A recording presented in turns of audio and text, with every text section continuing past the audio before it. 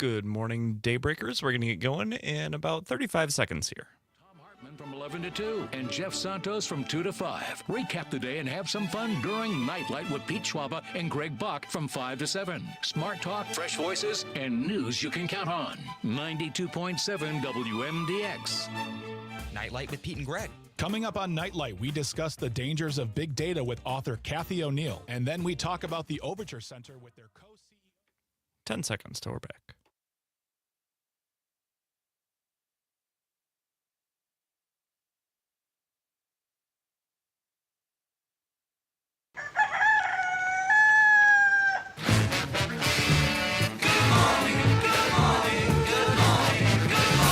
Good morning! Morning! Good morning.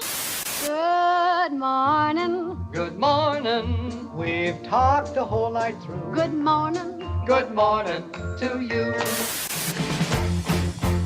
This is where Wisconsin wakes up.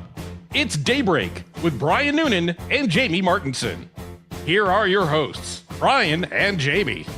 Thank you so much for joining us on the Civic Media Network. It's 6:06 right now. I am Jamie Martinson. And good morning, I'm Brian Noonan. Big day, another week. Who knows what it will hold, but we know at least what the next few hours will hold. And if you want to get involved, 855-75-CIVIC, 855-752-4842. Jamie, nothing overtly horrible happened over the weekend, Right. so I hope you were able to enjoy at least a few hours. I know Saturday I kept waiting for the shoe to drop, going, all right, what's Right. I got up, I got my coffee, sat down, I went, did we blow up anybody else? Oh, all right, it's when still you we're check blowing your up the same phone. people. It's like when you're checking your phone every few minutes just to make sure that this Yeah. administration is behaving themselves on a Saturday. Little shout out to Daniel listening on the live stream this morning. He says, "Happy Monday, sup guys." Hey, Not too Daniel. much. We're good. We're good on a Monday. Thank you Pretty much. for watching this morning. But we do have. I mean, let's be realistic. There wasn't a lot of major news stories over the weekend, No, but but- there's enough for us to keep busy this morning. Yes, and let's start as we have been for the last week with the update on Iran. Unfortunately, the saddest update: another U.S. service member died after sustaining injuries in that initial attack. The military said Sunday that brought the number of American troops killed in the Iran war to 7. We saw the president and vice president at the distinguished transfer, which drew a lot of criticism, especially from, I don't know if I know you saw this, Jamie, the fake news, the people who scream about it the most, Fox broadcasting Yeah. footage of a years-old dignified transfer of Trump not wearing his hat, when in fact he kept his little shilling his products, his baseball hat on for the whole transfer. And Fox just went, it was a mistake. No, it wasn't. Come on. Stop screaming about fake news and then Right. literally broadcasting fake news. Right. Fake news Well- that everybody else could check because it was the real photos and the real footage were on every other media outlet in the country and the world. Right.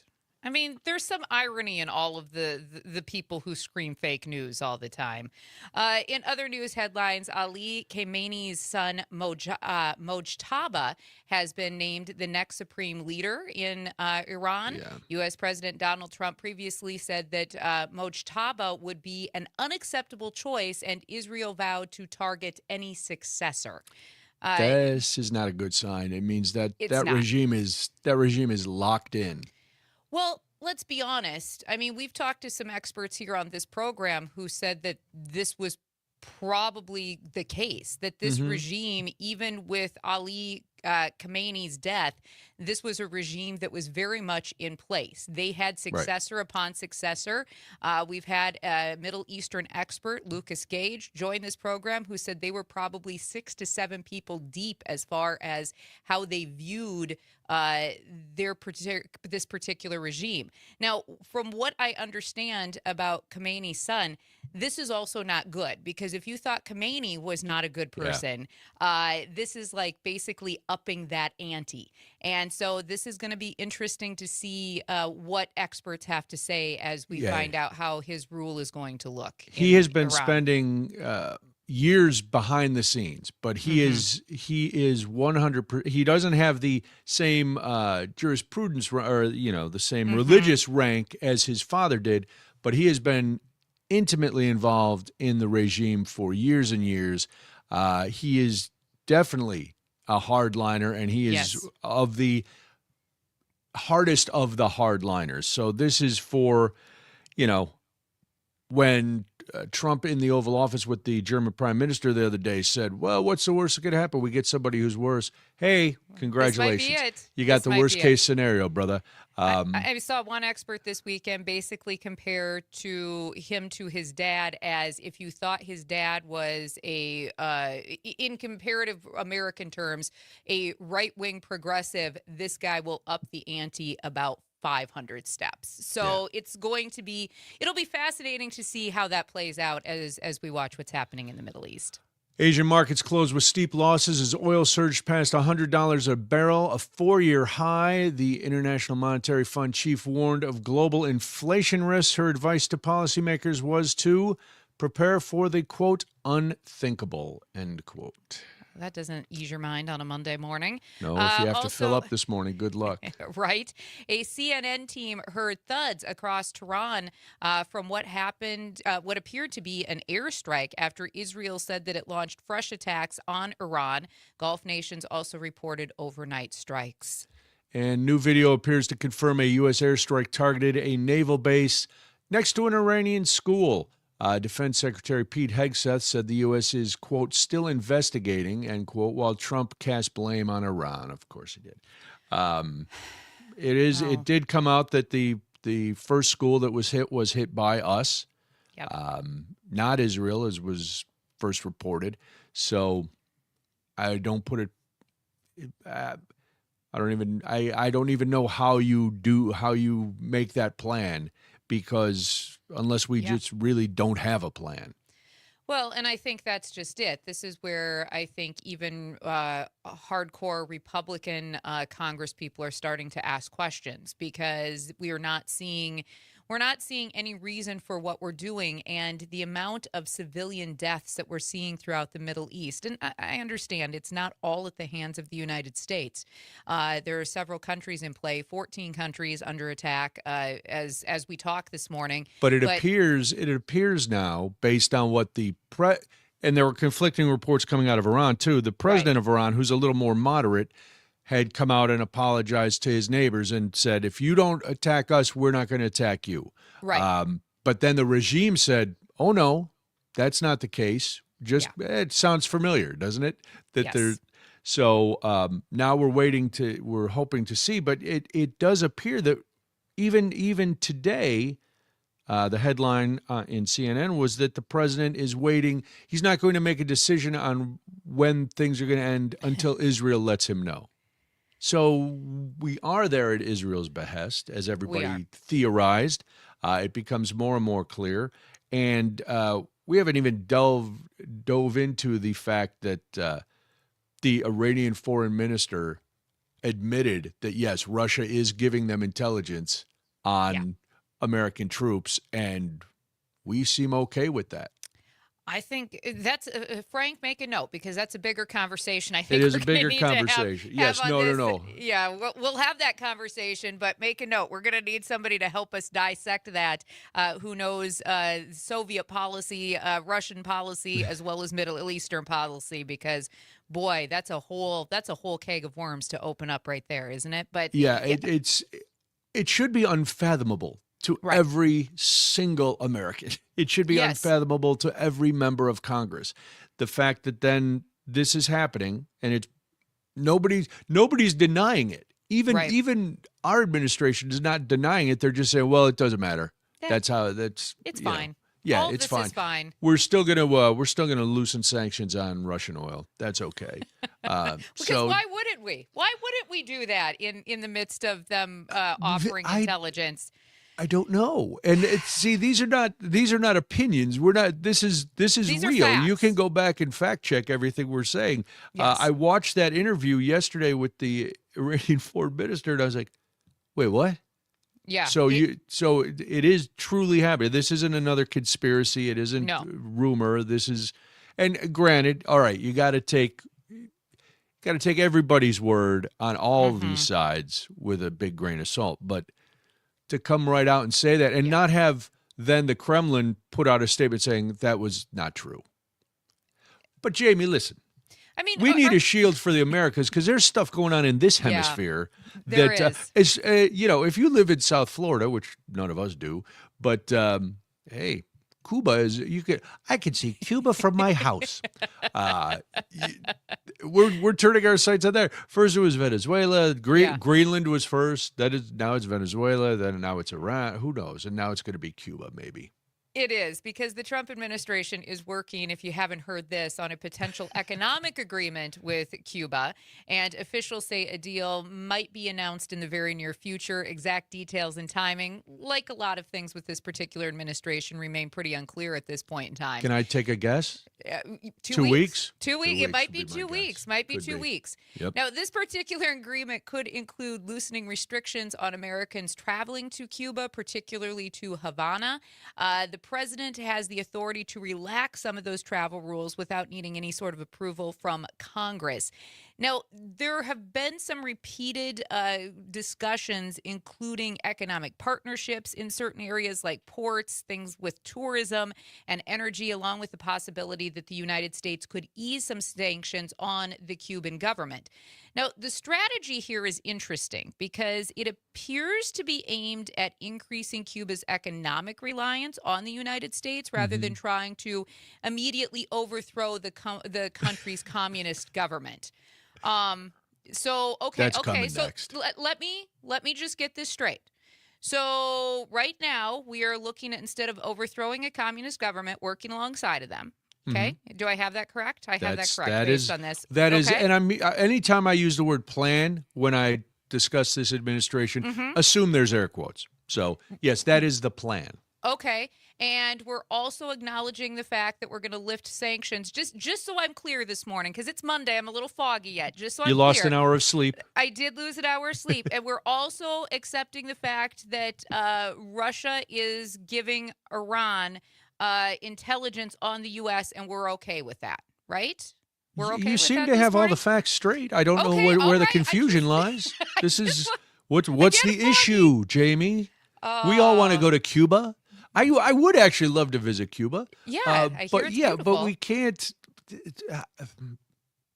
It becomes comical only in its absurdity. Right. That when you go, this couldn't be happening. If somebody had written it a decade ago, if I had Right. written this as a script and tried to sell it, people would have thought I was insane. Of course. And they would have, this is too fanciful, too farcical to ever make it. This is not true. And here we are. And here we are, we're having the conversation. Now, I think this is interesting as well because the talks around Cuba involve the Cuban president, Miguel Diaz-Canel, while members of the Castro family are still believed to hold a lot of influence behind the scenes in the country's leadership. And Marco Rubio, in case you're wondering, he's reportedly leading the discussions with Cuban officials, and there have been reports of outreach to people connected to the former Cuban leader, Raul Castro. Now, this administration's approach actually comes after the U.S. capture of Venezuelan leader Nicolas Maduro. Remember that 1,000 years ago? And the disruption of Venezuelan oil shipments, which were a major source of economic support for Cuba. The president has argued that Cuba's economy is in serious trouble, saying that the country is at the end of the line financially and could be forced to negotiate with the United States. It's been that way for 50 years. Where's he Right. been? the Cuba, He's just they're still catching driving up. 1957 Chevys over there. Well, they're not driving them. They're just broken down on the side of the road. It's not. Cuba has never been thriving. And then all of No. a sudden, thanks, Biden. It's, Yeah. 6:19 right now. You are listening to Daybreak. This is the Civic Media Network. All right. Happy Monday, folks. Yikes. Oh, my goodness. I thought we had eased travel restrictions to Cuba, hadn't we? Obama did, yes. Obama, yeah, that's what I thought. Yes. But it's still, I mean, they're still a communist country. But this is a completely different thing that the administration is trying to do. This isn't just about tourism. This is essentially taking over their economy. Well, the mob did that for a long time, and Trump is, that same kind of mentality. So they want to get Havana back up. And, True. For all of you listening on The Secret Show, I mean, we can continue to have a little bit of this discussion because Trump over the weekend actually suggested that if a deal is reached, it would open the door to more travel and economic activity between the two countries. Gee. I wonder what would go there. Right? Increasing pressure on the Cuban leadership, including, he went as far as suggesting that the United States authorities could pursue legal actions or indictments against some of the officials. So this feels a little like extortion and bribery, doesn't it? Always. Do we want to go into the bridge story, or would we like to continue this Cuba story coming back? Because there's more to this. We only touched on the tip of the iceberg here. It's up to you. I don't care one way or the other. There's a lot to get to this morning. Yeah, let's, because it's going to develop. Well, something else with Cuba will happen this week, and we can, of course, delve into it. Well, because Kristi Noem's going to be in charge down there. Marco was shouted out for getting a deal done, but now remember, is that part of the Shield of the Americas? I'm going to say maybe, because he said the Southern and Western Hemisphere. Which is why I kept joking that maybe Noem would be in charge of Venezuela, but this feels like something you would put her in charge of. Yeah, it's a smaller place. They don't have oil, so she can't screw it up too bad. Right. Just like, listen, rum and cigars, Kristi can handle that. It's a lot of brown people, though. Will she be okay? No. Oh, my God, if they drop her right in the middle of Havana.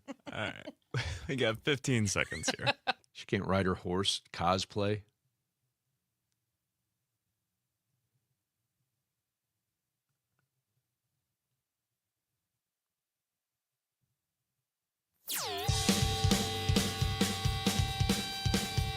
Across the state of Wisconsin, Daybreak with Brian and Jamie is back. 6:22 right now. Thank you so much for joining us this morning. We've got some text rolling in this morning, Brian. Of course, if you ever want to chime into the conversation, 1-855-752-4842. That's 1-855-CIVIC.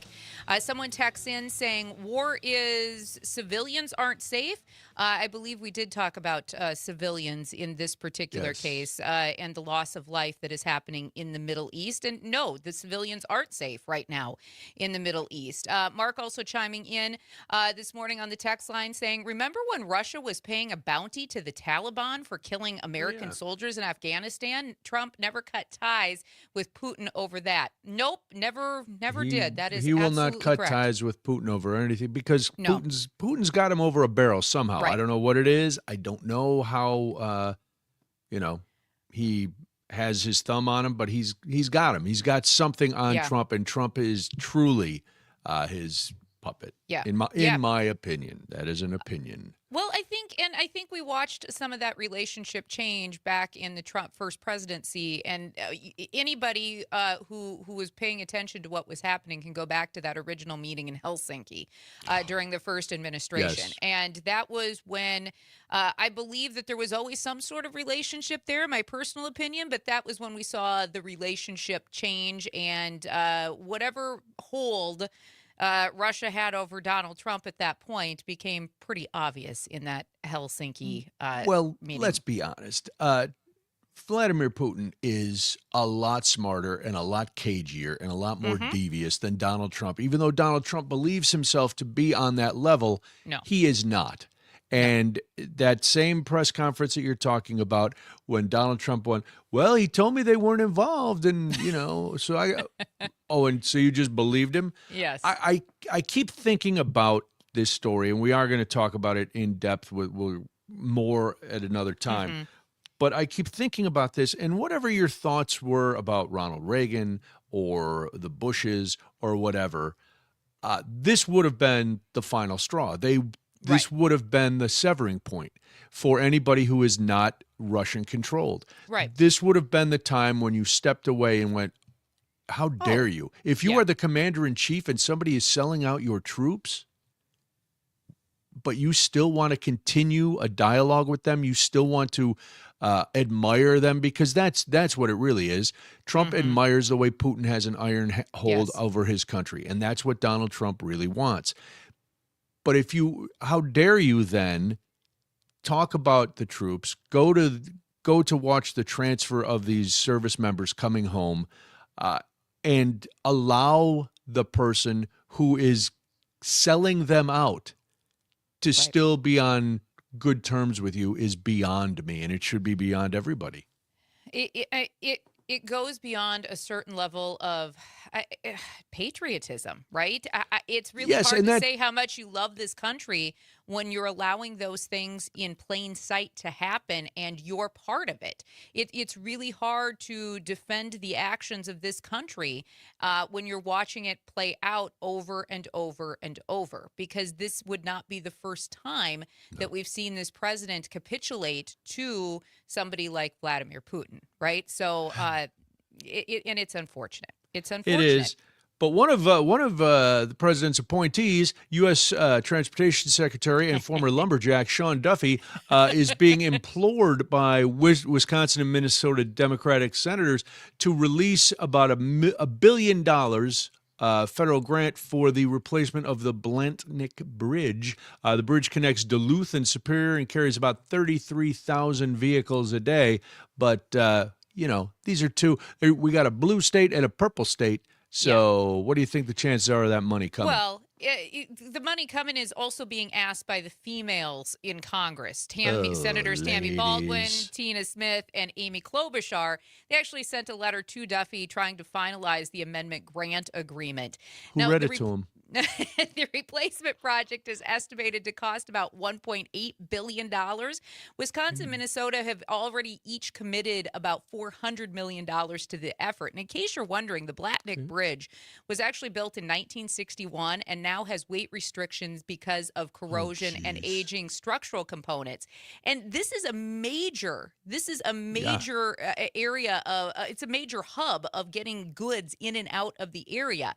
It's transportation officials warn that this bridge could be forced to close completely by 2030 if they aren't able to make some sort of replacement.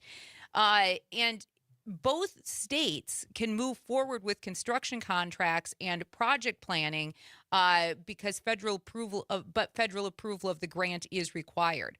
Now, construction is currently scheduled to begin in phases later this year. Officials say delays, though, in approving the funding could push back the timeline and increase those costs. Estimated inflation alone could add about $80 million per year to this project if by chance it is delayed. Now, this will affect regional transportation, freight movement, economic activity, and public safety. So I can't imagine not getting this deal done, but, well... Deals seem to get done. No, well, it's early in the week to be Pollyanna. We save that for Friday. Save your happy thoughts for Friday, Jamie. We don't have time for that on a Monday morning. But it seems like if this were going to, I don't know, let's say Oklahoma and Arkansas, it might be a different story. There is always a holdup in blue or purple states, and there's going to be some quid pro quo for this. Okay, again, hey, we need those those pesky election rolls we were asking for before. Right. You guys want a bridge? Well, I think it's interesting, though, and I think that would be one tactic, considering this is a critical economic artery for both northern Wisconsin and northern Minnesota. Both very, let's be honest, very red in how they vote. I mean, I don't want to play the politics because I want to see economic growth for both states, but if you're going to look at it from how this administration would, these aren't areas that are going to primarily vote for a Democrat. Just throwing that out there. Well, speaking of that, there's finally some clarity. Trump wants to take over the elections. He's finally letting this clarity? On at least which states will be penalized. True. This is Daybreak. I'm Brian Noonan. I'm Jamie Martinson at 629. This is the Civic Media Network.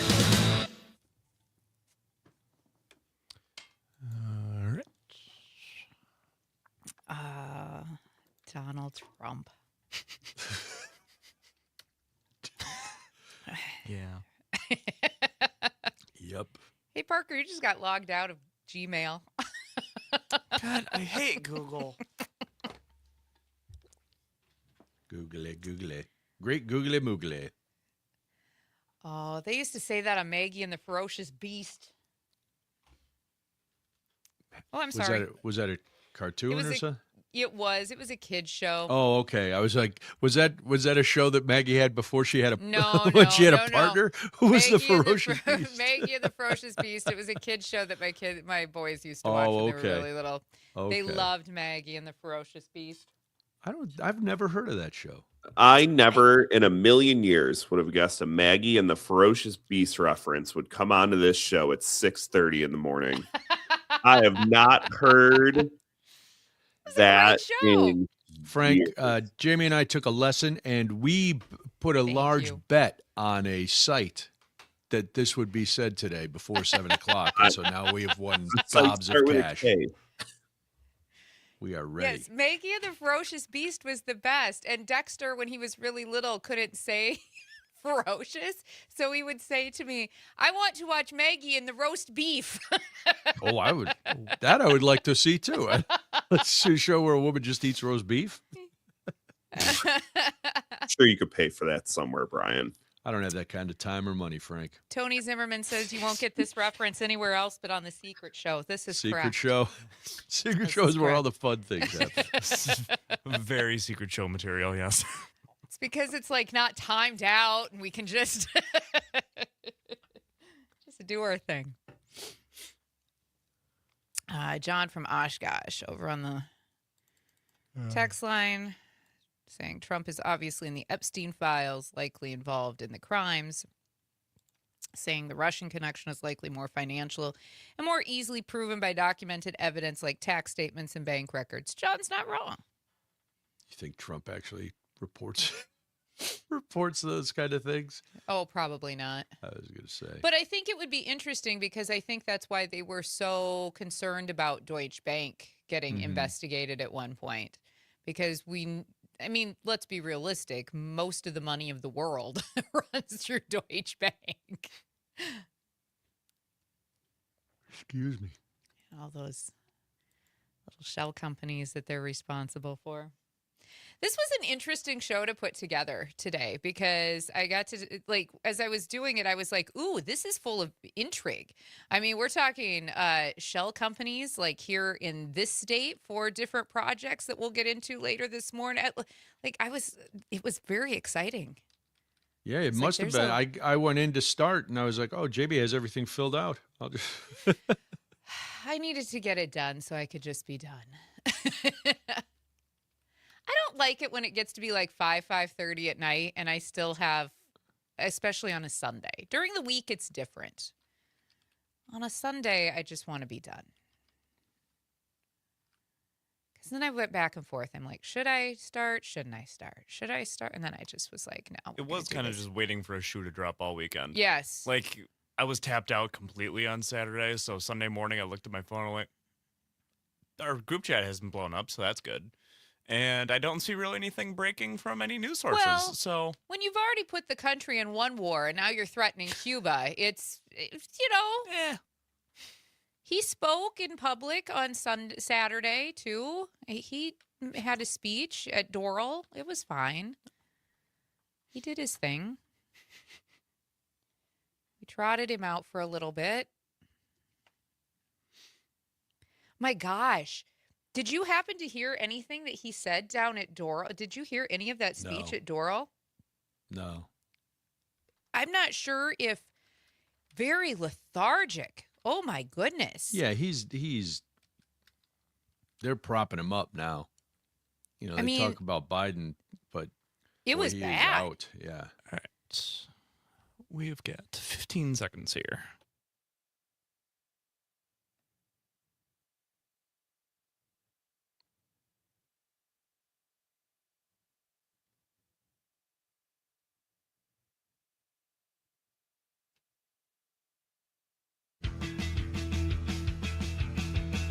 Now back to more of Daybreak with Brian and Jamie. 6:35 right now. If you are listening this morning in Oshkosh and Appleton, you are listening on WISS. Thank you. In Eau Claire, you're listening on 93.5 The Tap, and in La Crosse, WLCX.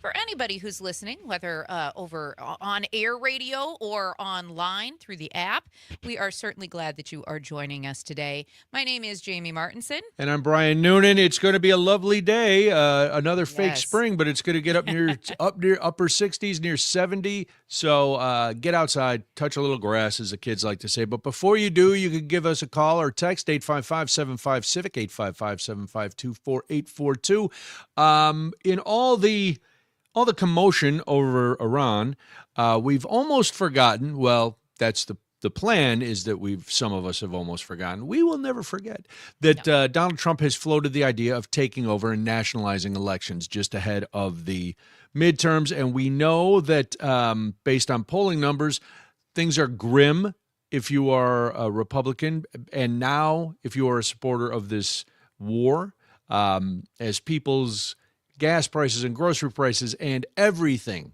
continues to rise, it's not going to look good. But there's always been, we're going to nationalize it in 15 states. But they were very vague. We would theorize what states were going to be included. But now it's starting to become more clear. The president once again raised unproven claims of election fraud while discussing the possibility of nationalizing elections. He encouraged Republican officials to take greater control of voting procedures. Analysts and election experts say the key swing states could become targets for pressure, including Michigan, Georgia, North Carolina, and Arizona. And if those four states sound very familiar, that's because in the last election, boy, they came down to the wire. That's where in Arizona, there were the big stop the steal things in front of the courthouse. In North Carolina, same thing. Georgia, of course, they're still going down there and trying to get the voting records from Georgia. Michigan was very, very close, and it always is. I'm surprised Wisconsin didn't get the call, but Wisconsin. And I think that's interesting because of the current rhetoric around Wisconsin, because the president has attacked our election system repeatedly over the last few weeks with claims that there was fraud in the state's elections. There's been audits, there's been recounts, there's been court rulings. They've repeatedly found no widespread fraud in Wisconsin elections or anywhere else across the country. No, the only problem in Wisconsin was Republicans trying to put in fake electors. Right. And, the president recently shared claims online suggesting that Wisconsin has millions more registered voters than eligible adults.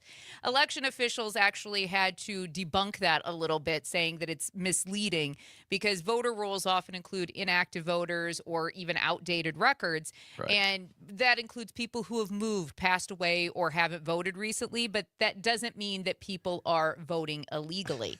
And, why bother with them?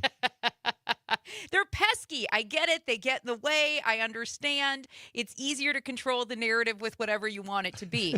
But when we talk about the states that are in the crosshairs specifically, Michigan, for example, there's a group of conservative election activists, Brian, that have obtained copies of about 150,000 absentee ballots, also ballot envelopes from the 2020 election through public records requests. Volunteers are now building a database to review those for what they claim could be errors or fraud. In fact, election officials in Detroit say that they welcome this review, and they are confident that the ballots will confirm that the election was conducted properly.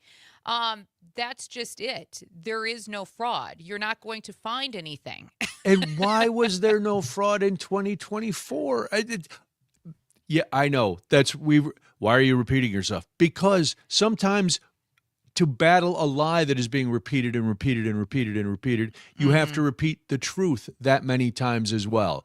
If you just go, oh, they're lying again. No, you have to counter the BS with facts. And the fact is, it has been litigated and investigated, and all you have to do, the youngest child could figure this out. Wait, if all elections are corrupt, why wasn't the last election corrupt? Right. Because you won that election. It's different when you win the election because I then there's no see. corruption because it Okay. went your way. Imagine if your kid did that. If they came home from soccer or little league or football practice, and every time they lost, the game was rigged. But Right. every time they won it fair and square. Of course. You would look at your kid and go, "I'm going to put you in a dark room for a little bit because you obviously your head must hurt.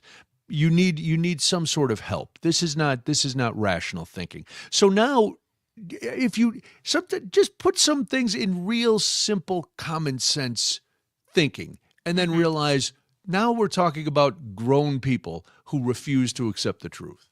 I mean, that's just it. These people cannot accept the truth, and we continue to have this conversation. It is 6 years later, and we are still getting absentee ballots from an election that was held 6 years ago. So think about that. These are also people, as you noted at the beginning of the segment, that need to go touch some grass, maybe get some reality, go outside, understand that there is life outside of whatever you are being told, because this is not. Yeah. None of this happened. None of this happened. If you had a spouse or a friend that kept saying the same thing over and over and You over, would be concerned. oh my God, even if you have proved them wrong Right. a million times with facts, not just I believe. No, Right. no. This is And you know what? There are people living in that exact situation because there are people who voted for this president that truly, truly believe, just like these conservative, concerned conservative citizens who are requesting this information to build the database. So we know that there are people living in those circumstances. When we look at some of these other states, though, Yeah. Georgia is another one. We know that the FBI seized hundreds of boxes of ballots from that government warehouse just a few weeks ago as part of an investigation tied to the claims about the 2020 election. Those claims have been debunked, and there is a worry that the investigation could set a precedent for federal intervention in local elections. In North Carolina, Brian, the Republican-controlled legislature recently shifted power over the state election board and county election boards away from the governor and gave that authority to the elected state auditor. Now, here's what's worrisome in some of these states, right? Is that North Carolina is an interesting state because of the dynamics of the government, but and how it is operated. You do a lot of times have a Democratic governor, and then you have a lot of Republicans who fall in line in other positions or have been elected to positions.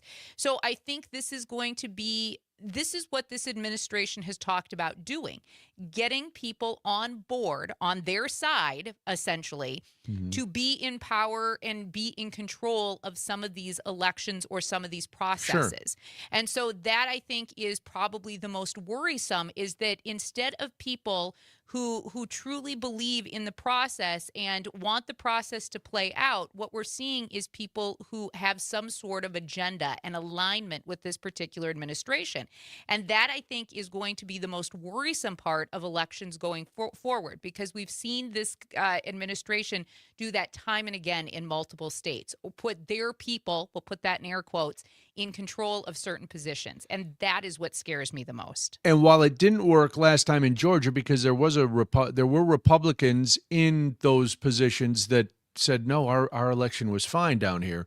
You are getting the opportunity to, just like you said, now the down ballot races that people, they pay attention to a little bit, but now you've got people in there who are aligned with this way of thinking, no matter what. And if you start allowing your states to take power away from the governors, and I would love to say, well, you're not going to be in power forever, and once that changes, but when you start talking about elections, that isn't a guarantee that these people won't be in power forever.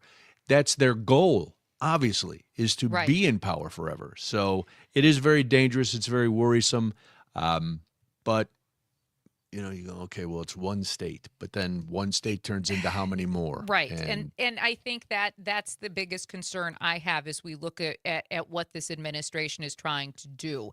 Now, in Arizona, election oversight remains a huge flashpoint down there because there's been disputes over the 2020 presidential election. There's also been disputes over the 2022 governor's race. In fact, a Republican official is currently seeking greater control over early voting and ballot tabulation procedures in Maricopa County, which is one of it's traditionally a Democratic stronghold, or it has been over the years. But see, this is where it also gets dangerous because you'll see the areas that they're targeting. They're not only targeting targeting states where there were close elections, but they're also targeting states that have a large population of minority voters. And I think that is also very telling as we look at what we're seeing play out. There have been proposals, in fact, in Arizona to station federal immigration agents near polling places, though that idea has not, as of right now, moved forward. I mean, there's time, unfortunately. That has been talked about for a while now, since, well, in the last year, I guess is the while. But, that's... Yeah. And I was going to say, I don't know how legal that is, but that doesn't seem to matter. It doesn't seem to matter, but, it comes down to the fact that the reality is just because you lose an election doesn't mean something illegal ever happened. And we rarely hear claims of fraud in elections that Trump won, as we pointed out.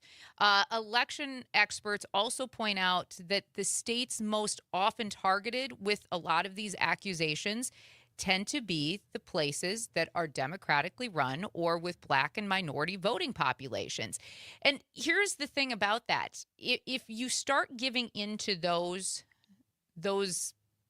whims, perhaps, of the administration, that's what I'm going to say, because for lack of better word this morning, well, there are whims. Dangerous. Everything changes, so whims is a good word. It is dangerous. And if you noticed, there's speaking of Arizona, and speaking of the governor's race, Carrie Lake, who I thought had disappeared, she's going to come up in a story we're going to do later. Yeah. But she followed Trump's playbook. She started yelling about a rigged election before the election ever came. She was saying that if there was no way she could lose, if she lost, and think back to 2020. That was or 2016. He said from the very beginning, if he didn't win, there was no way. It was fixed. It was rigged. And it's that old thing about repeating the lie. You repeat it. And a lot of rational people said he's going to say that the election was stolen if he loses. And then we were told we were being hysterical. And now, 6 years later, we're still litigating an election being hysterical, from apparently. 2020. Yes, we're still being hysterical. Now we have more reason, I guess. Right. Now, the White House says that the administration's goal is to restore confidence in elections and support legislation such as the SAVE Act that would require proof of citizenship to register to vote. But again, this is essentially just making it harder for many, many people to vote, including women. The SAVE Act is going to make it harder not only for women, but minorities. And voting should not be this difficult in this state, in this country. But when I guess, you're really worried about winning or not winning an election, you're going to do everything you can to keep people home, which is not how democracy works. It's 6:48 right now. You are listening to Daybreak. I am Jamie Martinson. When we come back, you want to take the train from Madison to Chicago? Might be happening soon. I'm Brian Noonan, and this is the Civic Media Network.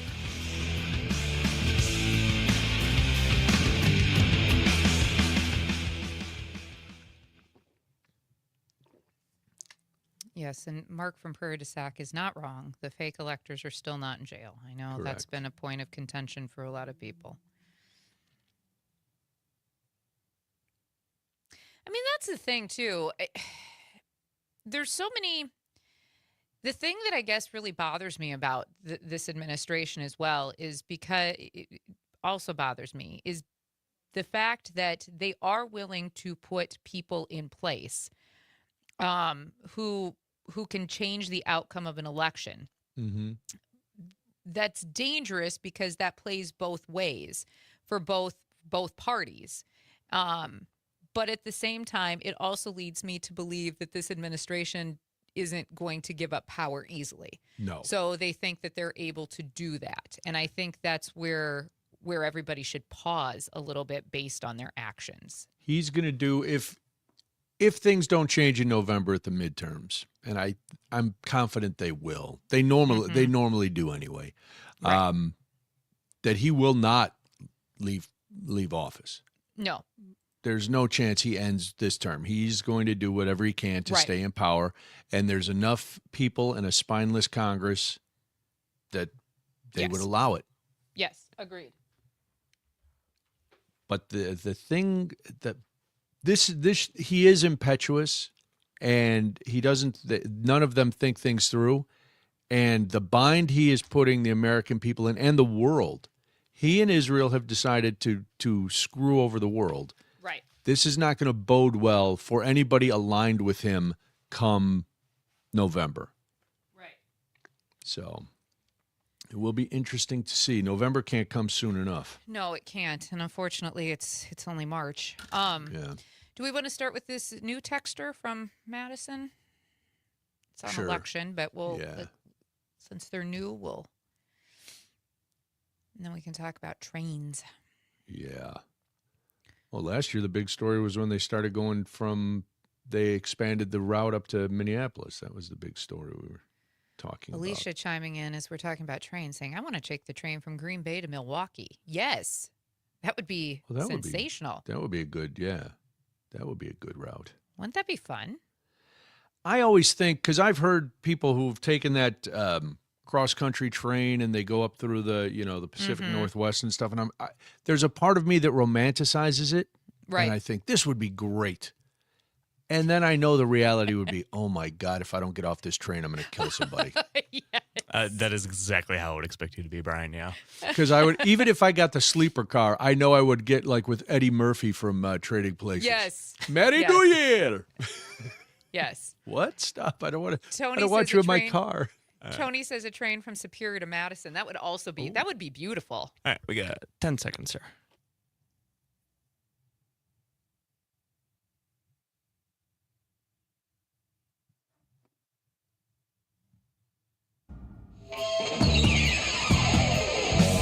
Local news, community stories, and the conversations that matter most. Now, more Daybreak with Brian and Jamie. 6:52 right now. Very nicely played with the music choice, Parker. Crazy Train, by the way, Ozzy Osbourne. And when people have asked me in the past to describe, use music to describe my life and my family, Crazy Train. It's the first one I always go to. That makes sense. That makes a lot of sense. Yeah, that's a good call. On brand, as they like to say. It is on brand. Whoever they Hey, are. we have Aaron texting in this morning. He is listening in Madison. We were talking about the fact that this particular presidential administration likes to keep rehashing the 2020 election. If you joined us last segment, he says, I think part of the reason why they have so many claims of election fraud, but so that once they actually do start committing election fraud themselves, they can point to all the people that have been saying there is no election fraud. Yeah. Not a bad theory. I agree with that honestly. because if you follow this administration, and boy, I hope you have time not to, but every accusation is kind of a confession. Yeah. So keep that in mind when you're dealing with them. I always poo-poo public transportation, but I also understand our need for it. I am a supporter of it. I think it should be there. I personally can't stand it, but that's me. That's everybody has their own thing, right? But Right. Amtrak is now getting people excited, I guess, because they may start service from Madison to Chicago. Or do you want to say Chicago to Madison? I don't care. Either way, it goes. But the train goes both ways. It doesn't. They don't all just Hopefully, anyway. stockpile. They don't just stockpile them. So they're thinking to do this around 2030, possibly shortly thereafter, depending on funding and construction timelines. The project, often called the Hiawatha West Expansion, would extend the current Hiawatha service beyond Milwaukee to connect Madison with Chicago. Love that. It sounds great. Imagine if you wanted to go see, if you're going to Milwaukee, whatever, but then if there's something you want to do in Chicago and you could just take the train. Sure. That would be nice. I've taken the train once. Because And Brian almost hit somebody so hard. He was so frustrated with And it them. was the last time Brian took the train. in college, I took the city of New Orleans from Chicago down to Carbondale. Okay. Took it one time. I was like, after that, I found any stranger who would put a ride up on the rideshare board around breaks, I Sure. would take a ride with. I don't like being that's why I'm not a good passenger either. It's the confinement. It's not the confinement. It's the For me, it's speed. that. It's Okay. the knowing that, my God, we could have been there already. But I got to Right. stop in Podunkville, wherever, to, let 3 pigs cross the tracks and, look. And then the conductor's got to look out and go, anybody here? No, there's nobody here on a regular basis. Who's here waiting for a train? Right.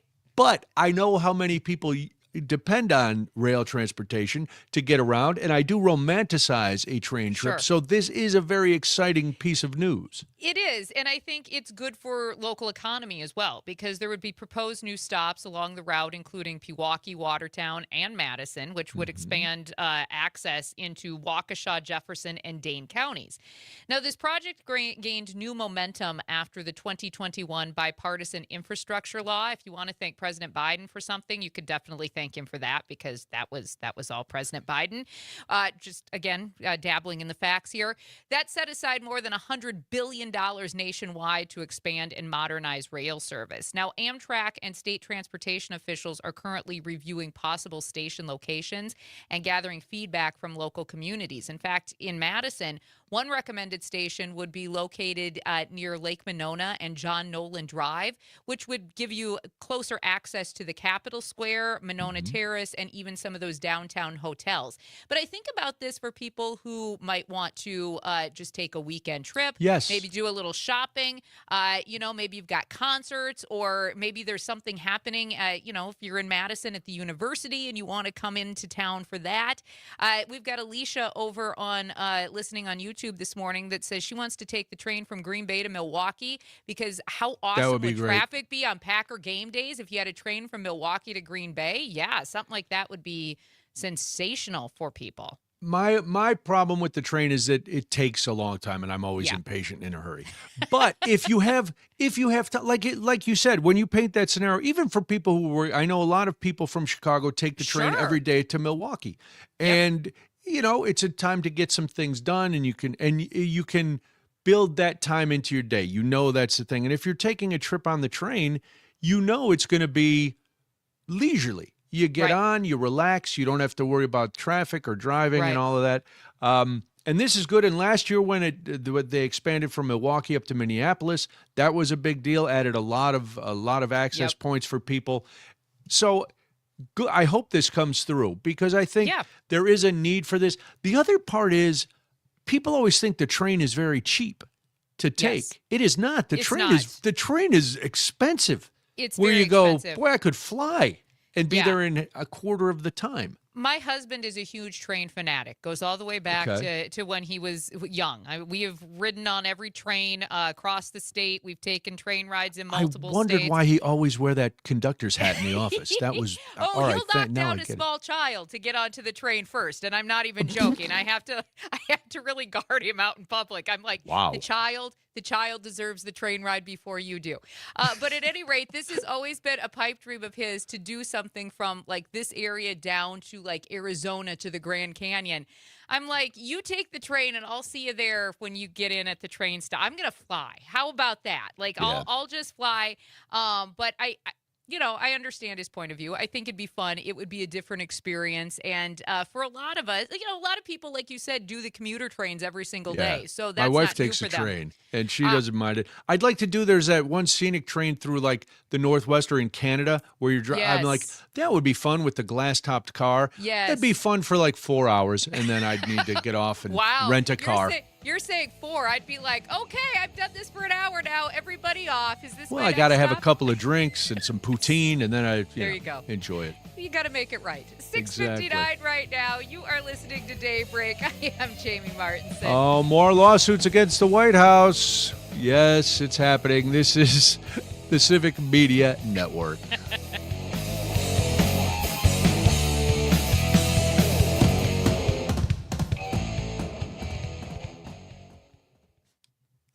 Okay. Here's a little entertainment for the live stream. Oh my. So we, a couple years my. ago, we went to Green Bay to the National Railroad Museum. It's the federal one up there. Okay. Oh, it's great. And you can take a train ride around the grounds. And anytime my husband can take a train ride, he's always going to take a train ride. Is it like the little kid train, like at an No. amusement This park? is like Oh, a big. like it's the like Little a America big, train. It's like Okay. a big. It's. I believe it's steam powered now. Oh wow. So we took a train and you go all around the grounds, beautiful, beautiful grounds, and you sit at the old train depot and you wait your turn to get on the train. And there was some kid there. He was a chubbier little kid. He was about probably 7 or 8. Don't body shame, Jamie. And I was a chubby kid. I'm not body shaming anybody. As and was so my husband, he's eating his ice cream cone, and he's so excited for the train ride. The kid, not my husband. Oh, I was going to say. And my Why do I husband see your husband dressed like Pugsley from the Addams Family, just standing there with an ice cream cone, waiting for? Oh, that's pretty accurate. Where's and the so train? He looked at me and he goes, "That kid better not get the caboose." And I said, "What?" And Wow. he goes, "That kid with the ice cream cone. I see him eyeing the caboose and talking about the caboose." Now, mind you, my husband's at the train track doing the old conductor thing. Choo choo. Every time I look at him, he's just pulling his little. I was my like, God. dude. And so I said to him, I said, Wow. if the kid gets the caboose first, you're gonna let the child have the caboose. Nuh-uh. And he was like, "Oh, I'm getting to the caboose first." So I literally, he almost knocked the kid down. I was so embarrassed. I'm like, "Are you serious right now?" And You are getting a to the caboose father. first is not a euphemism. I was like, "You are a father. You are really embarrassing right No, now." listen, I almost got in a fist fight with a child over some Mardi Gras beads. I know what Corey's, But then mid tug, I had a revelation. I went, let go of the beads. These are beads. And that's a child. And You're a I was like, man. I'm sorry. It's a Here you go, boy. man. And then I had to apologize to his dad. I go, I'm sorry I got all caught up in the moment. He's like, no, that's okay. I get it. But I don't know if my husband had that moment of clarity. I was hoping he was going to as the adult, but I don't know if he did. And I'm pretty sure he would have knocked the kid and his ice cream cone right off the step if he would have had the chance. Like he doesn't move quickly for many things, especially when it's warm out. He doesn't like heat. Grew up in the UP where there's no air conditioning. It was warm that day, and he basically ran. He basically ran to the caboose. It Wow. was see, now, embarrassing. I understand that because I think, but I would have like subtly moved to where I thought the caboose was going to be. And over the time I was waiting, I would have positioned myself where there was Oh, we no did way that that. chubby child could be in front of me. We did that as well, but he was bound and determined he was going to get the caboose. So he did. Wow. He got to sit in the caboose. It wouldn't be the first time that he's almost knocked over a child in those instances. Wow. With the other instances, at least his own sons. No, Ah. no. His kids hate trains, mostly because, well, and he's also into Because model their dad trains. tried to force them onto him. My husband is also into model trains. And so when we lived in the Twin Cities, there's this huge model train club. Yeah. And every year at Christmas, they basically take one part of this old warehouse and this old museum that now it's been converted into a museum, and they make displays. Hundreds and Oh, hundreds wow. of displays that they've worked obviously hours and hours and probably years on. Every year at Christmas, he would take us in there, and we would our tickets were always for afternoon, and we would be there for 4 and 5 hours at a crack. Wow. And my kids were like, "Can we please go?" That sounds like something that would be interesting for an hour. Yes. You know, Yes, it it'd be does. cool to see. Yes. And you Yep. go, oh, but then how much can it change from year to year? It doesn't. Trust Okay. me. It doesn't. Model But- train guys, and I'm sure there's women involved. They are a dedicated many. breed. No, that's another one of those hobbies where you're like, oh, There's dude. not many. all right. How's it? And they how's it go- usually the wives had the same expression I did when we'd be walking around in there and, looking at the same model trains. But no, it was always interesting to see what they were capable of building because it is really cool and the way they make Sure. water and the scenery and all of that. But I didn't need that much time in there. Come on, Bobby Bacala, let's go home. I was always totally over. And then, the boys were little. So, and the model trains are a no touchy kind of thing. Oh, yeah. Yeah. So to be able to convince my railing licker that he couldn't go underneath the ropes and go play with the trains Wow. was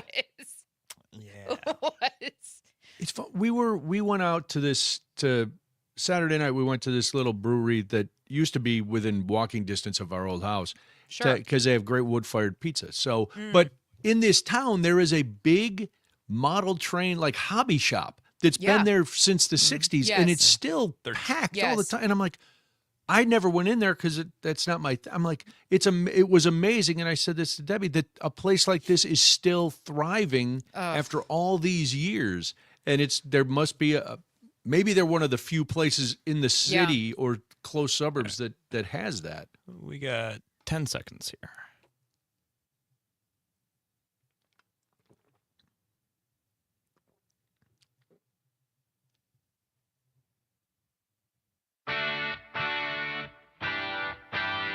All facts, no fiction. It's Daybreak with Brian and Jamie. 7:06 right now. We hope that you are having a great start to your Monday, a beautiful day in store. Enjoy what we like to call fake spring because, well, I don't want to be a party pooper, Brian, but by the end of the week, we're talking temperatures back down to below freezing if the forecast holds. So enjoy what Mother Nature is about to give us today. Take the day. Yeah, and thank you so much for listening this morning. We appreciate it. Yes, we do, and we're glad you're here, and we always want to hear from you, 855-75-CIVIC, 855-752-4842. I know when I ask these questions, I know the answer from Jamie is yes. But for the rest of us, do you remember the name Cassidy Hutchinson? The name sounds familiar, doesn't it? Well, that's because she was a star witness during the January 6th Capitol riot hearings. She's back in the news, not because she wants to be, but because some Republicans are asking the always stalwart DOJ to bring criminal charges against her because of her testimony. Again, going way back to that January 6th. Anyway, this is just another one of the administration's antics. God forbid somebody speaks out, tells the truth, her comments are investigated, but we don't like what she said. So now years later. 4 years ago. 4 years ago, we're talking. We're still having these discussions. And if you think about the timeline for just a moment, right? Back in 2022 is when we saw her come out and testify to the January 6th committee. Mm-hmm. Members of Congress are still digging through it, looking for ways to bring these charges, which really starts raising the questions about justice or retribution, right? I know where I lie in this conversation. I don't believe that there's any justice involved in this. I believe this is about people who literally want retribution for things that they believe happened that didn't, going back to the discussions we were having last hour if you were able to join us. This is ridiculous, is what this actually is.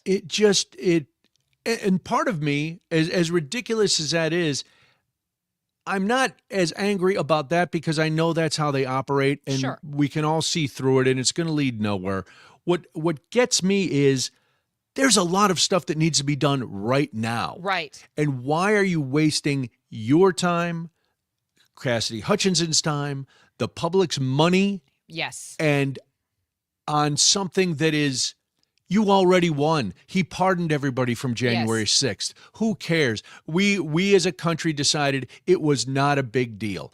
Right. And no matter how much evidence was presented, no matter how many videos we saw, no matter how much testimony from people, from not only the Capitol Police officers, but everybody else involved, the country decided that's okay. We're moving on. We're letting the president pardon all of these people who... A good number of them have been rearrested for heinous crimes. So these were not model citizens that were, or tourists, but we allowed all that to happen. So, okay, you guys won. Just shut up. Right. Now it is 100% retribution, and it is infuriating because this country is in trouble in a lot of ways, and our elected representatives are doing this kind of nonsense. Well, and when you look at Cassidy Hutchinson, and we're going to relive some of those moments here in just a moment, she was a young political staffer at the time. She was up and coming as far as a voice in Republican politics. And if you remember back to that June 28th hearing back in 2022, and you watched it, she was nervous, right? Oh, Most people would be in that situation. She was testifying in front of the entire country about the actions of people that she once worked for that she knew had and she admired over her career. Yes. Right. But she still showed up. She testified under oath. And to me, that was something that took a lot of courage and something that, frankly, a lot of members of Congress have not shown when it comes to speaking honestly about what happened on that particular day and since that particular day. Now, in case you're wondering how this all came to be, this is GOP Representative Barry Loudermilk made a criminal referral of Hutchinson to the Justice Department in just the last few days, according to sources.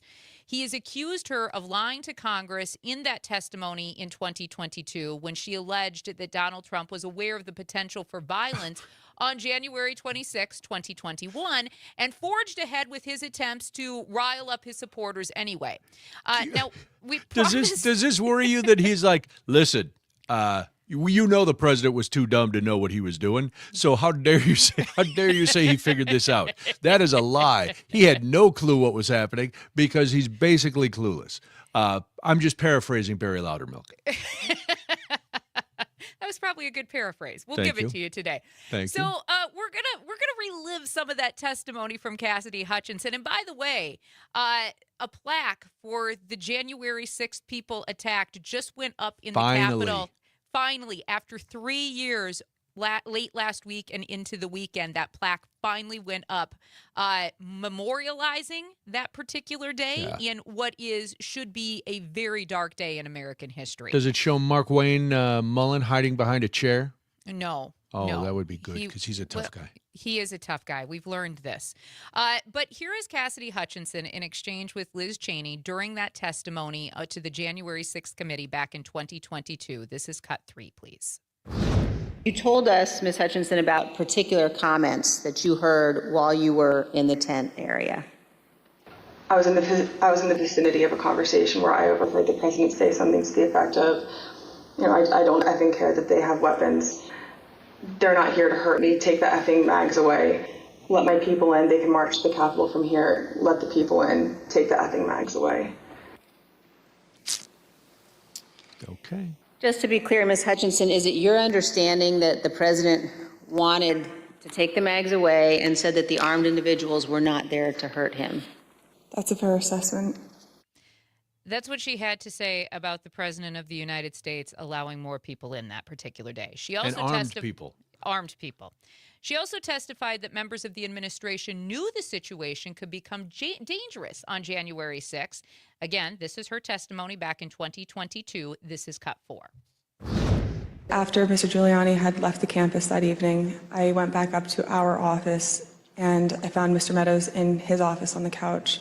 He was scrolling through his phone. I remember leaning against the doorway and saying, I had an interesting conversation with Rudy, Mark. Sounds like we're going to go to the Capitol.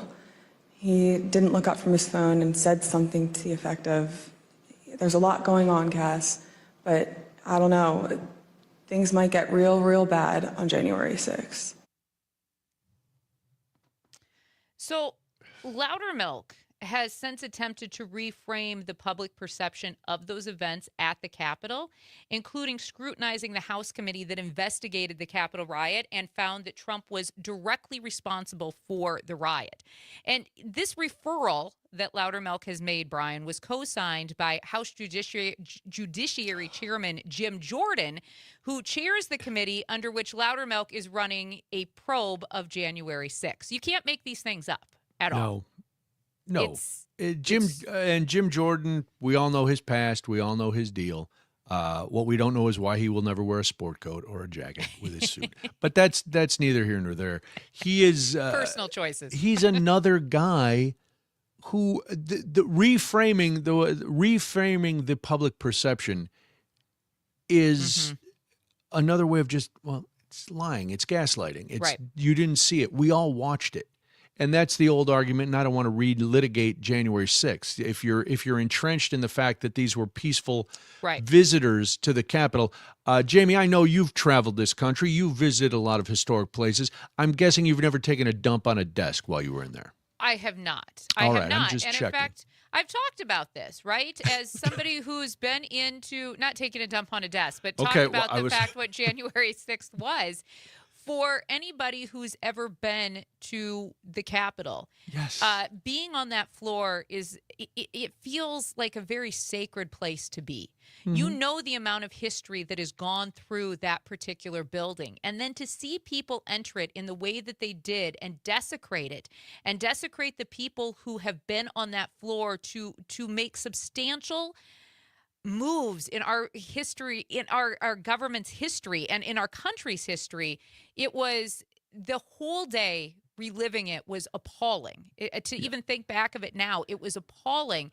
But to know what is entrenched in that building, in those walls, it's I'll never get over that. Tourists don't have to break windows to get into a place they want to visit. Tourists don't come in they'll with. They'll give you a tour.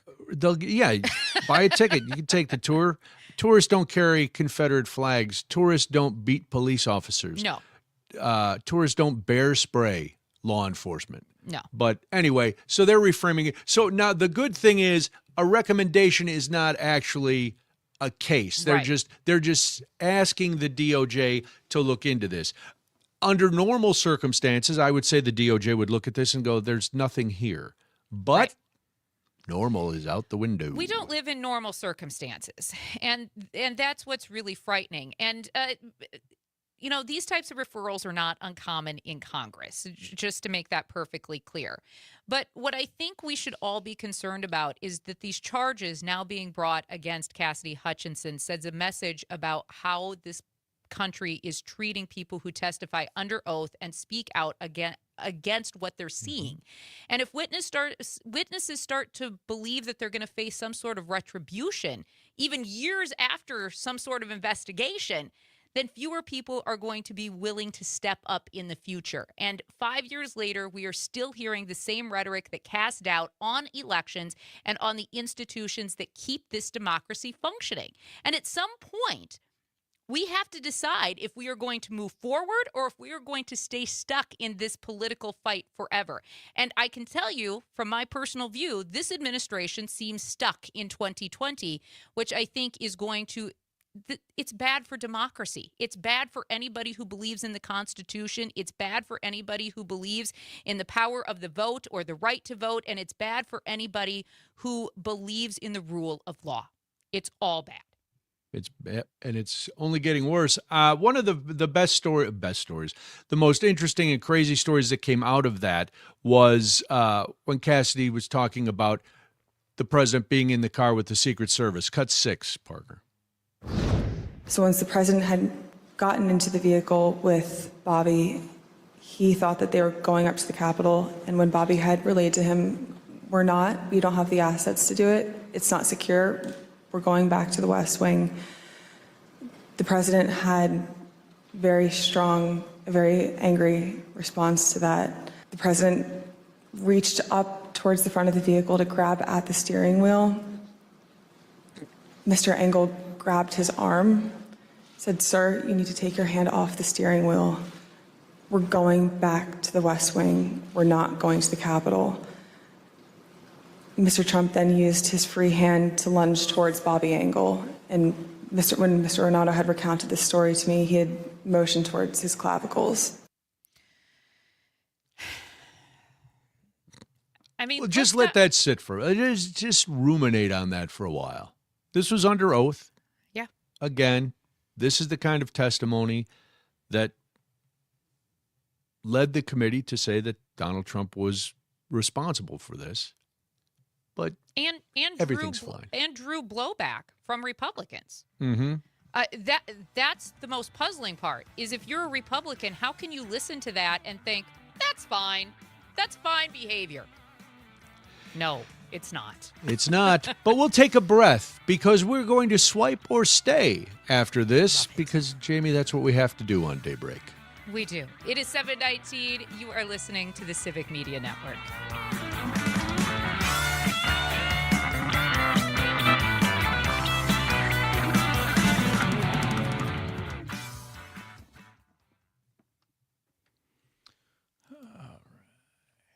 Insanity.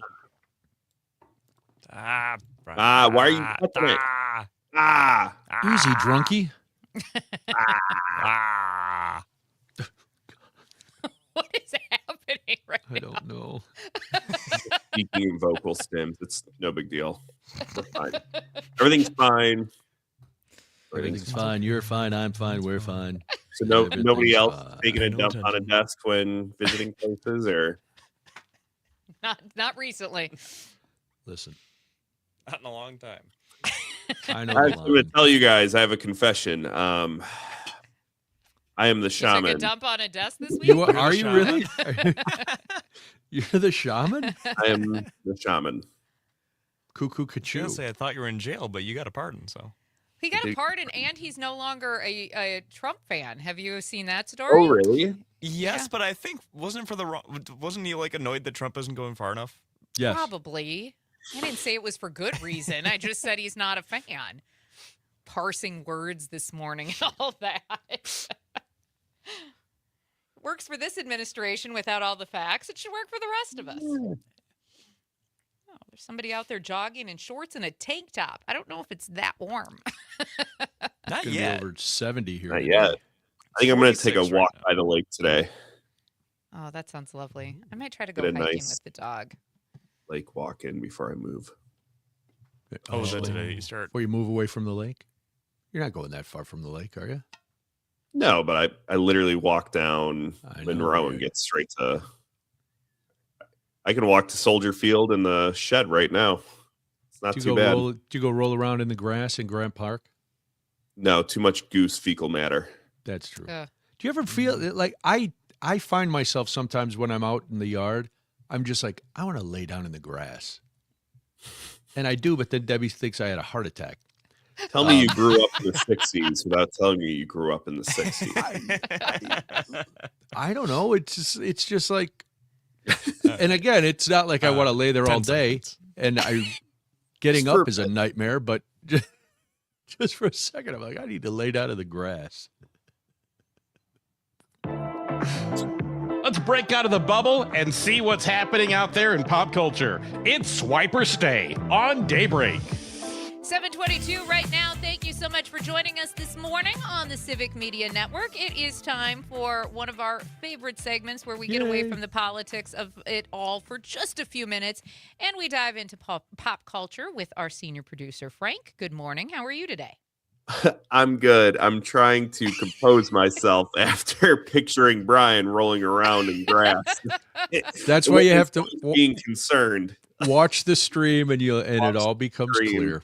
Oh my Yes. God, I'm good. We're gonna have a good weather day today. I was just saying on the stream that I'm probably gonna go take a walk by the lake. But for now, we're gonna do swipe or stay. Yes. Yes. I'm going to read some pop culture headlines. Brian and Jamie will have to decide whether they're going to swipe on to the next one or stay and hear about it more. In the event of a tie, Parker Olson, our tech producer, will be the tiebreaker. So we're going to swipe on to story number 1. Suspense.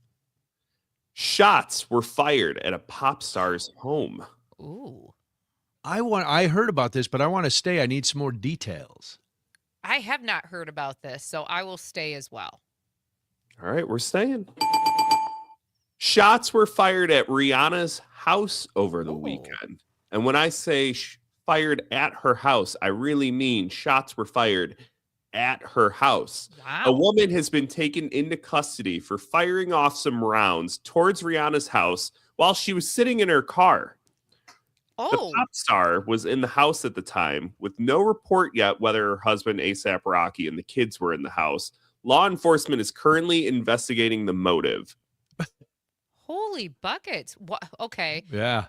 What do they have crazy. against Rihanna and ASAP Rocky? I mean, they might be one of Hollywood's like big it couples right now who actually appear normal until somebody tells me otherwise. But that's insanity. Not to do too much speculation, but remember ASAP Rocky had that trial. Yeah. You could call it a beef a year or two ago, so it could be related to that, but Sure. we really don't know. So I don't want to speculate too much. What but we do know crazy. is the house they live in is ginormous. Well- they kept showing drone footage of it, so who knows? But that's crazy. Well, good thing nobody was hurt.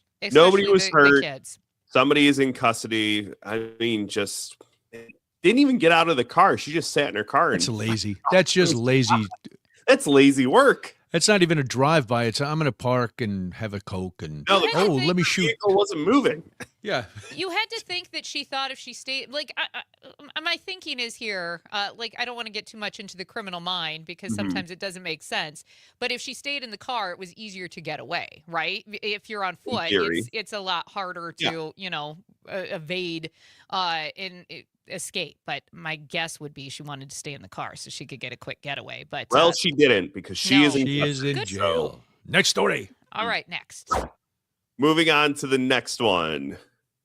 NFL quarterback and actress spotted in Vegas together at 2 a.m. Oh my. Canoodling? I'm in. I'll stay. Ooh, both staying. You know what? You guys usually don't go for the relationship Yeah, stuff. I need some. I know, but 2 in the morning. NFL quarterback might be enough. 2 in the morning Vegas is also a good trigger. Right. Look at Parker. He's really excited. So, yeah, sure.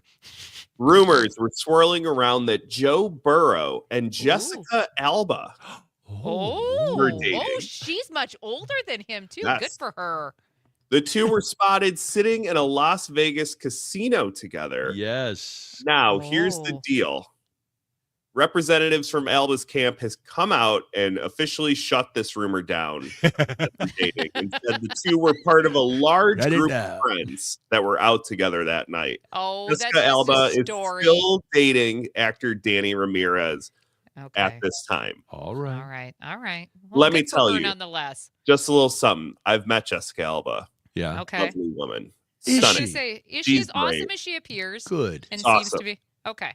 And she That's smells very nice. But we're going to move on to the next one. Because I got right up in her neck. And anyway, go ahead, Frank. Shook her Story hand. 3. She was very, very nice. All right. Pop star says she wants to quit music. Who cares? Swipe. Swipe. Okay. The Pawn Stars are feuding. Ooh, stay. I know this story. I don't. I can't believe they're still around. I'm gonna swipe and let Parker jump in. Pawn I'm staying Stars, because I yay or liked nay? Pawn Stars when I was a kid. All right, big Pawn Stars fan. Parker keeping his streak alive of siding with Jamie and He Silver is. Stay. Dang it, Brian, you need to be more agreeable. Don't bite the hand that feeds. Golden rule. Okay, so Rick Harrison, the star of the show Pawn Stars, has come out and questioned his son Corey's GoFundMe that was set up after a motorcycle accident. Corey set up a GoFundMe because he claims he racked up 6 figures in medical bills and was in serious debt. Here's where the fun begins. His dad responded and came out and told TMZ, as far as I know, I paid all of Corey's medical bills long before he put out the GoFundMe. He is a grown man in his 40s and is responsible for how he handles his finances.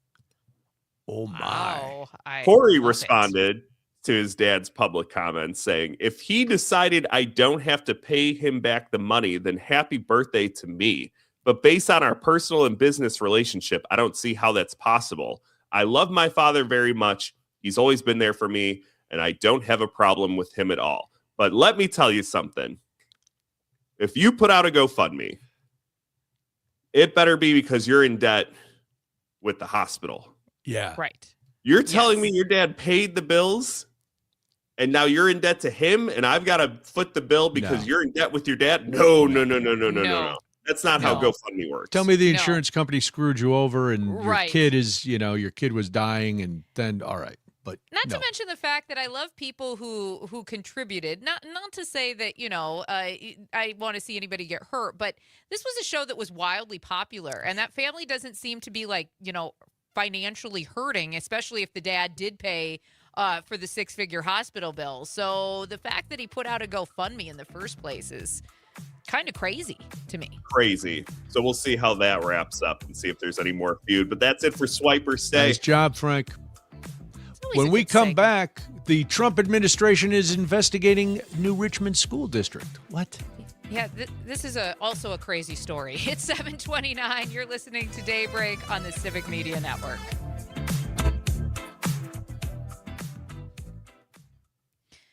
Which pop star is quitting? I wouldn't know. I don't know who it is anyway. You didn't want to know. All right, good. You swiped. I did swipe. How this works. All right, good. I got to I'm look it kidding. up. I got a Google machine No, in front of it's me. fine. I'll tell everybody on the stream. No. It was Charlie XCX. Oh, yeah. Oh, You don't care. What's her deal? well, that tracks. You're not a big Charlie XCX guy? Is she the one that was married to Elon? No. No. What? He kind of No. looks like the woman that was married to Who Elon. was what was which? her name? Which pop star Grimes. did he have a baby with? Grimes, Oh, it was Grimes. Grimes, yeah.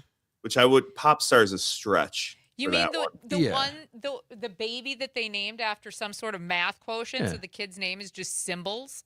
Yes. Okay. Yeah. That's weird. No. Charlie maybe- XCX is married to the drummer for the 1975 Yeah. George Daniel. Maybe Oh, okay. Maybe Corey Harrison did a GoFundMe for Chumley. Chumley doesn't seem to be doing Chumley. much since after the He's show. doing. I can tell Chumley. you what he's doing. He's doing like card breaks on TikTok, like Really? Pokemon cards, baseball cards. He's one of that those. tracks. That makes a lot of Chumley. sense. Ah, Chumley. I loved Chumley. Everybody needs a bumbling idiot of a friend to walk alongside him and tell him how great they are. It goes to show that basic cable does not make you as rich as people go. Ooh, you're on TV. You must be rich. I'm on basic cable. No, the owner of the shop is rich. Yes. Yes. Yes. I'm an hourly employee, just like you are, friends. And What I love is that I'm looking at Chumley's Wikipedia page right now Wow. because this is where my mind goes. Reality TV star and businessman known for his role on Pawn Oh. Stars. all right, businessman, because he's Sure. doing business. Business. I'm a My businessman. favorite title is entrepreneur because you could basically slap that on anybody's Right. name. Sure. Anybody who has a idea whether high, I'm an is entrepreneur.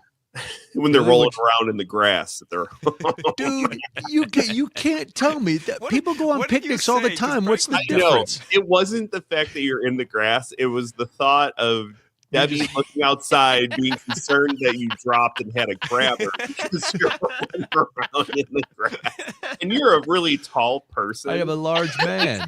funnier as It one, is. one large man to the other. It's Oh, yeah. hilarious. Oh, it's. But sometimes it just looks. I look at the dogs and I go, man, they look really happy They're just so laying there in the happy. grass. Of course they're Yes. happy. They don't have any bills. No, they They got don't have nothing to do. anything. They Not get a care fed. in They the don't have to world. make their own food. Yeah, nobody comes out and rubs my belly. Nobody picks up my poop. Nobody feeds me. I got to do it all myself. I know. I'm like, well, you guys Donald Trump sold me a doesn't do bill it of all goods. Donald Trump doesn't do it all himself. Somebody's doing all those things for him. Jamie, somebody else he has is a orders self-made McDonald's. businessman. He only had a small loan of $1 million. I know. Which what year did he start doing his thing? Let's adjust that for inflation. Oh, my gosh. Oh, boy. Too long ago. Remember when he was just a guy starring with Kevin McAllister in Home Alone, and we all laughed and watched Oh, The everybody Apprentice on a laughed. weekly basis, and And when he would come on Howard Stern and they would laugh and laugh and you go, oh, this guy's a. And outside of New York, you didn't really care. You were like, oh, this guy's a weirdo, but right. whatever. But then he took that weirdness to basically all of us, and Yep. here we are. Mark Burnett's the problem. I still feel like he's a key to a lot of this. Yeah, if he hadn't put him on TV. That, and remember, there was also, especially during the first presidency, there was also, as staffers, former staffers said, lots of video of Donald Trump during The Apprentice saying Yeah. really horrendous things that Mark Burnett just put in a safe and was like, nope, we're not going to share that. I That's did. fine. I did the math. So Trump started his formal business career in 1968. Okay. That small loan of $1 million had the buying power of $9.5 billion in today's money standards. So that's fun. It is fun. Get a couple Fun tenement fact, I'm buildings and keep people out of different color. Did you see that the Republicans are losing yet another seat? Did not see that. Yes. I saw on CNN, I just saw the headline, down to one vote. Yes. They have one vote. Issa is. Well, less than 10 seconds here.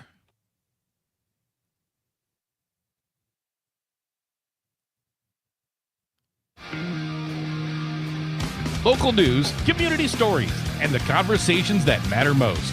Now, more Daybreak with Brian and Jamie. Good morning, and thank you so much for joining us today on the Civic Media Network. If you are listening in Richland Center on WRCE or in Wisconsin Rapids on WFHR or even in Hayward on WBZH, we are glad that you're here. And hey, Brian, if people want to get involved in the conversation, they can do so this morning. You can call or text us 1-855-752-4842, 1-855-75-CIVIC.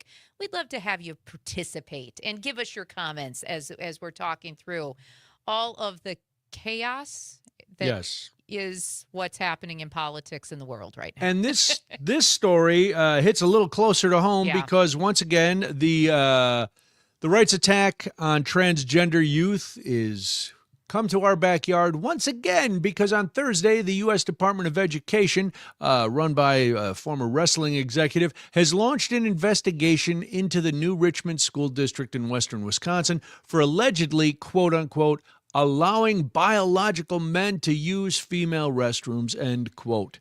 Now, for the people who think this means like I would be wandering in to a girl's bathroom and that would be fine, that's not the case, and it never has been the case.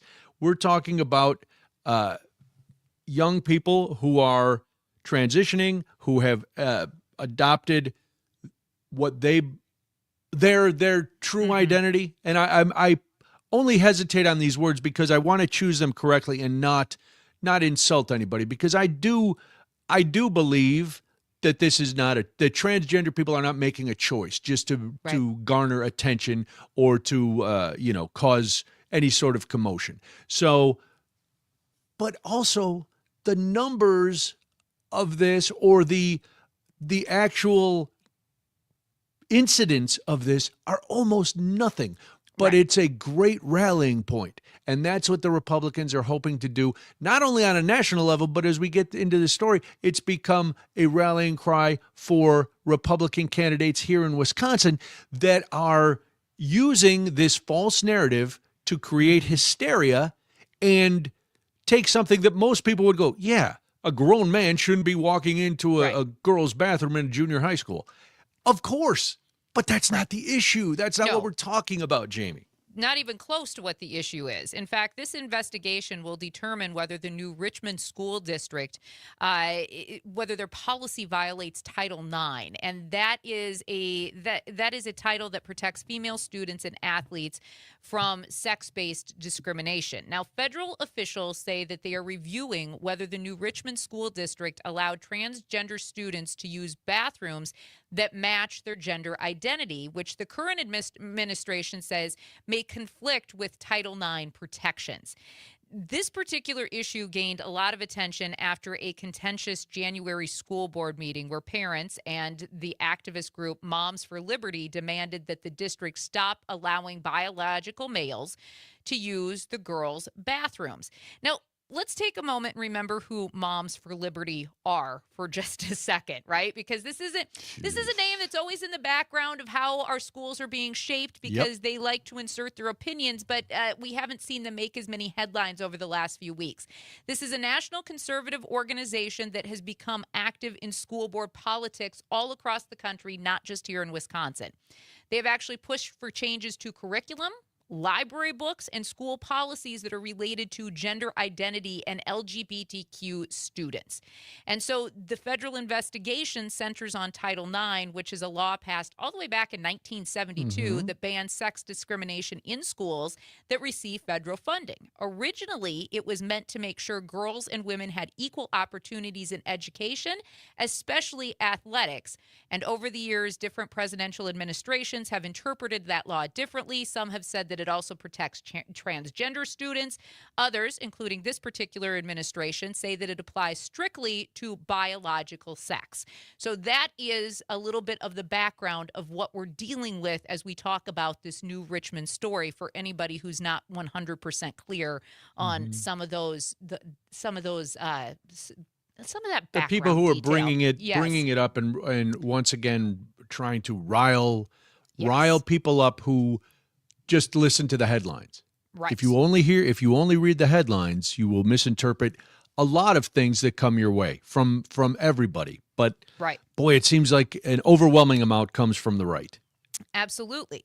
And in this particular case, in New Richmond, Assistant Secretary for Civil Rights, Kimberly Ritchie, said that the administration believes Title IX must be enforced to ensure girls' safety, privacy, and fairness in schools, saying, quote, young women should never be forced to share intimate spaces with boys and men because school leaders care more about radical gender ideology than protecting girls' safety, dignity, and privacy, unquote. I would be interested to know, and it can't. Again, you can argue the headline or you can argue the facts, but the school district's attorney, which makes a lot of sense, said that recent court rulings have reaffirmed students' right to use bathrooms, locker rooms, and showers corresponding with their gender identity. The district could face lawsuits from the other side if if they enacted different policies.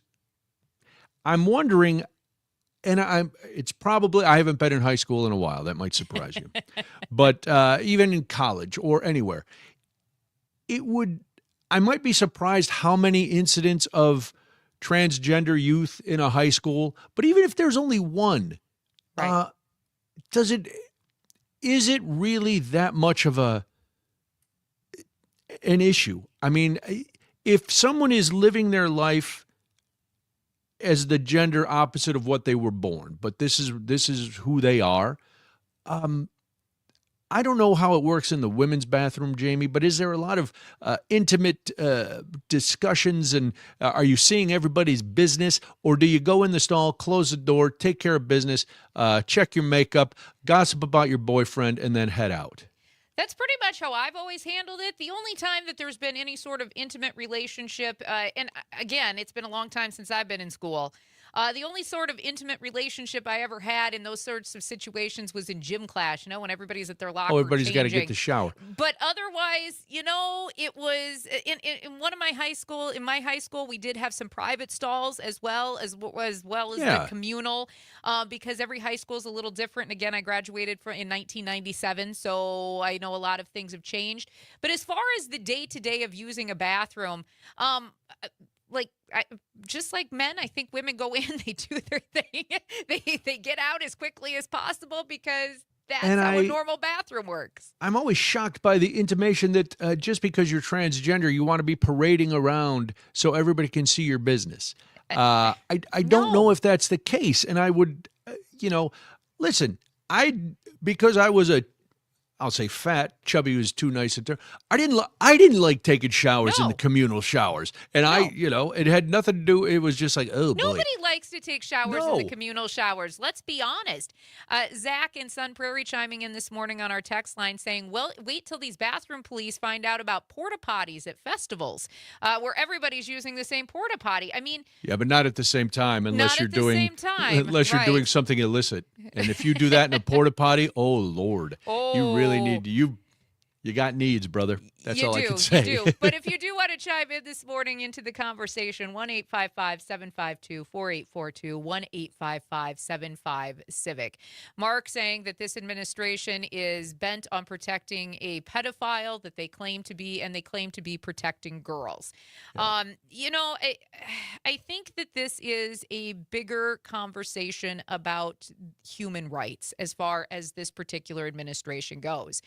To me, they seem hell-bent on making sure that anybody who might be different in some sort of capacity, whether it's transgender, the color of skin, religious rights, whatever it might be, that is what they are hell-bent on making sure that we don't have in this country. And that is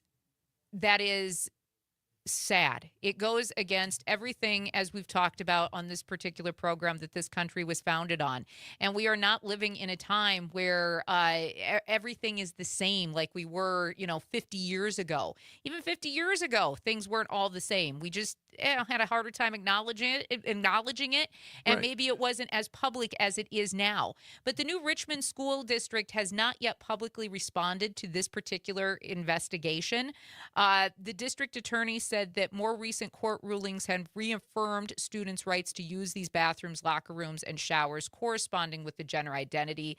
And as you mentioned, this goes into a bigger conversation for the district, right? Because we're talking about the fact that some of these students could feel targeted, which then brings lawsuits onto the school district where they're supposed to be protecting students, I think. Well, Susan's in McFarland. She wants to jump in on this. She's been hanging on the line. Hi, Susan. Welcome to the show. What do you got? Well, good morning. Thank you for letting me be on. I am so tired of this conversation because it's so mean-spirited. They are directing hate and anger towards students instead of realizing that we're not a monolith, and that people are different, and people who are trans go through a lot of agony just trying to make those decisions, their families. It is not like something you turn on and off. And I know personally as someone who is trans, and this person felt awful all their life, and then finally made the decision and is now more happy because they now are living in the skin that they need to be in. So I feel as though, these moms for liberty, either they live in a silo or they don't have anybody in their family who is LGBTQ+, or, I do not understand it, but I think we really have to start switching the narrative to the things that are really important is why aren't we funding our schools at 100% in the state? Why aren't we doing a lot of things that we should be doing for the state? And I think that's the conversation that we should switch to. Thank you for That's the call a good this morning, point. Susan. Thank you, Susan. I want to can't address. disagree. I don't disagree either. And Zach points out when I said people aren't using the porta potties, I was making a little joke, but stalls are not the same time either. Yeah, exactly, Zach. Right. And listen, we've all been, like you said, to a festival where I'm walking in one stall while a woman is walking in the stall next to me. And I don't show off my business. How do Moms for Liberty handle the bathrooms in public places that are not specified for male or female? They're non-gender, so meaning they would never anybody go in there because that's where the devil lives. Sadly, you're probably not too far off.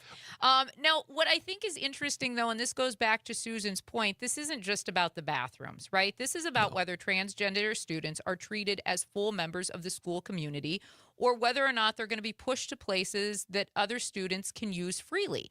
That's a form of discrimination. And this administration's approach essentially ignores the rights of transgender students and is trying to roll back all of the protections that many believe were already settled. And when policies start swinging back and forth every time a new administration takes office, it's going to leave the schools, the families, and the students stuck in the middle. And that's essentially what we're seeing here in New Richmond. And just because you don't understand something right. Doesn't mean it's wrong. I mean, it takes a while because there have always been transgender people. We just now are allowing them to be who they are in a much more public way.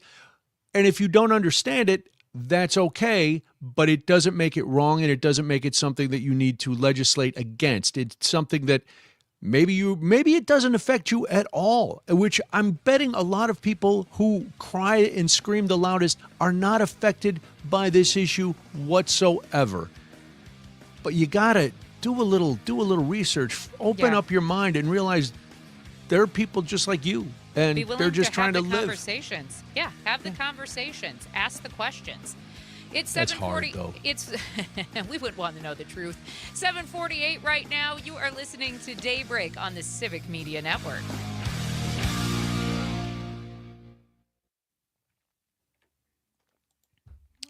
Yeah, your boy Tom Tiffany's taken up this mantle, Ugh.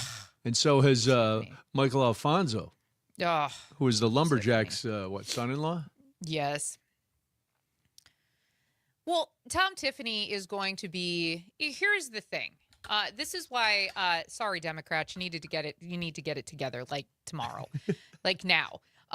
Because have lunch. Figure it out over lunch today. Right, Tom Tiffany is dangerous, and he is going to apply whatever the administration is doing if he wins the governorship to right here in Wisconsin. And this is why the 7 candidates are great candidates, but at some point they're going to have to figure it out. And I'm hoping that we start figuring it out slowly but surely before the primary, because that doesn't leave much time to put together a campaign and run things the way it needs to be done, especially when Tom Tiffany is the front runner and he's already made a lot of money and he's already just kind of banking and rolling and saying a lot of things. So I'm hoping Democrats can get it together sooner than later. It's not going to happen. No. It's Monday. I am still hopeful. Now talk to me by like Thursday afternoon when I've had an entire week. Life is both easier and a little sadder when you just realize you just give up hope. Hope is for children. Well, Parker should still have hope. Parker said yes. I've lived a life. There's a little bit of hope.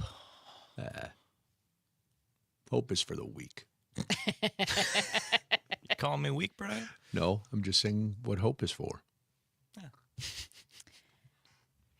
No, it's there's still room for hope, but man, it's getting tougher.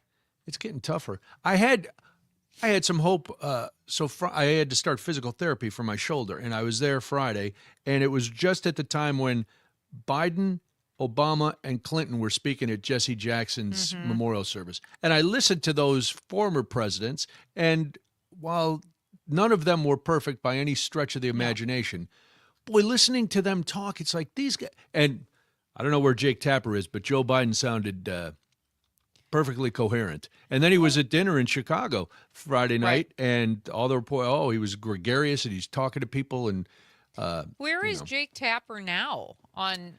He's on CNN. He's on CNN bashing health. the administration, but he never talks about his health or his cognitive ability or that crazy rash on his neck or his elevator shoes or his swollen ankles or his hand makeup. What I love is that everybody got all in an uproar because Michelle Obama was not at Jesse Jackson's funeral. Well, there's a reason for that. We've got 15 seconds here. Best friends with Jackson's daughter, so she was with the family. Well, again, facts.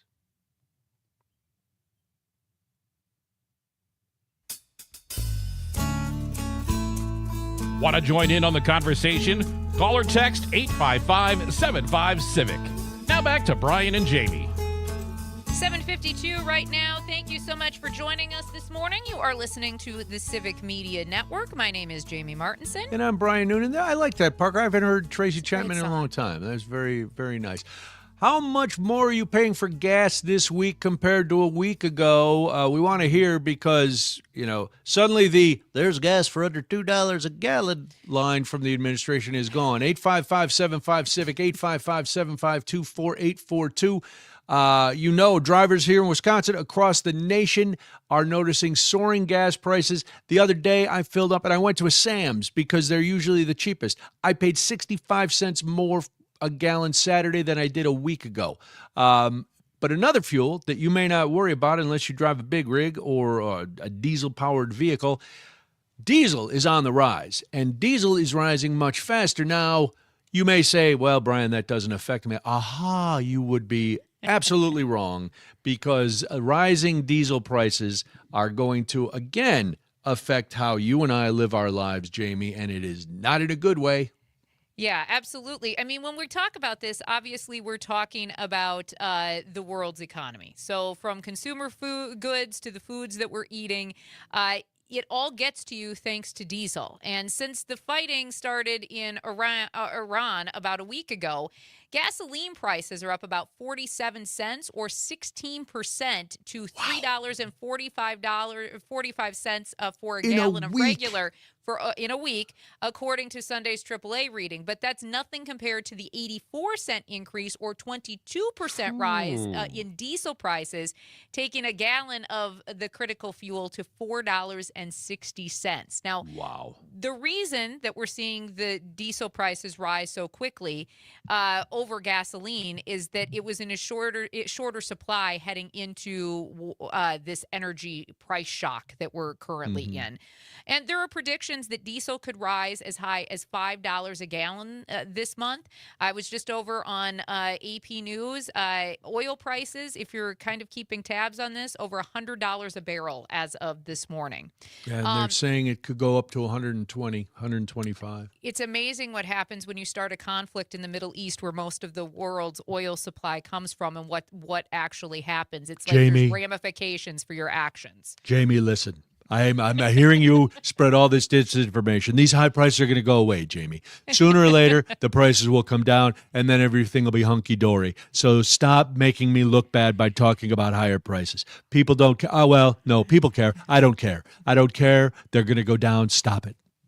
Well, okay. We'll continue to hear those comments come from this administration. But the freezing cold winter created a huge demand for heating oil in the Northeast, which is still a common source for residential heating. Home heating oil and diesel are essentially identical products. So the real risk right now to consumers are higher costs to transport the goods that they buy every single day. And here's the kicker. Diesel is also a key fuel for agriculture, right? Yeah. And this is a very critical time of year. We should know this, being in the great state of Wisconsin and our agricultural heritage. Well, it's just ahead of the spring planting season, which is why diesel will be so important over the next few weeks and months. Yep. Now, yes, you may say, but Brian, we know. We listen to the Fabulous Farm Babe. We listen to all our agricultural news. The corn, wheat, and soybean prices are already going up. Yes, but are they going up as fast as fuel prices? And the answer is unfortunately no. So this war has tentacles that are reaching globally into every aspect of our lives, and we still don't know why we're there. Right. And the way our president is talking, well, he's not going to like that they named that new supreme leader. And so we are going to stay there because he made the threat yesterday that if he doesn't like the new supreme leader, they would be taken out. So this is just on a purely dinner table kind of focus. This is not going to go well for any of us. No. And I don't know how people are going to do it, because if you commute for work, and I think about my last job and the commute I had and how much I spent for gas every day.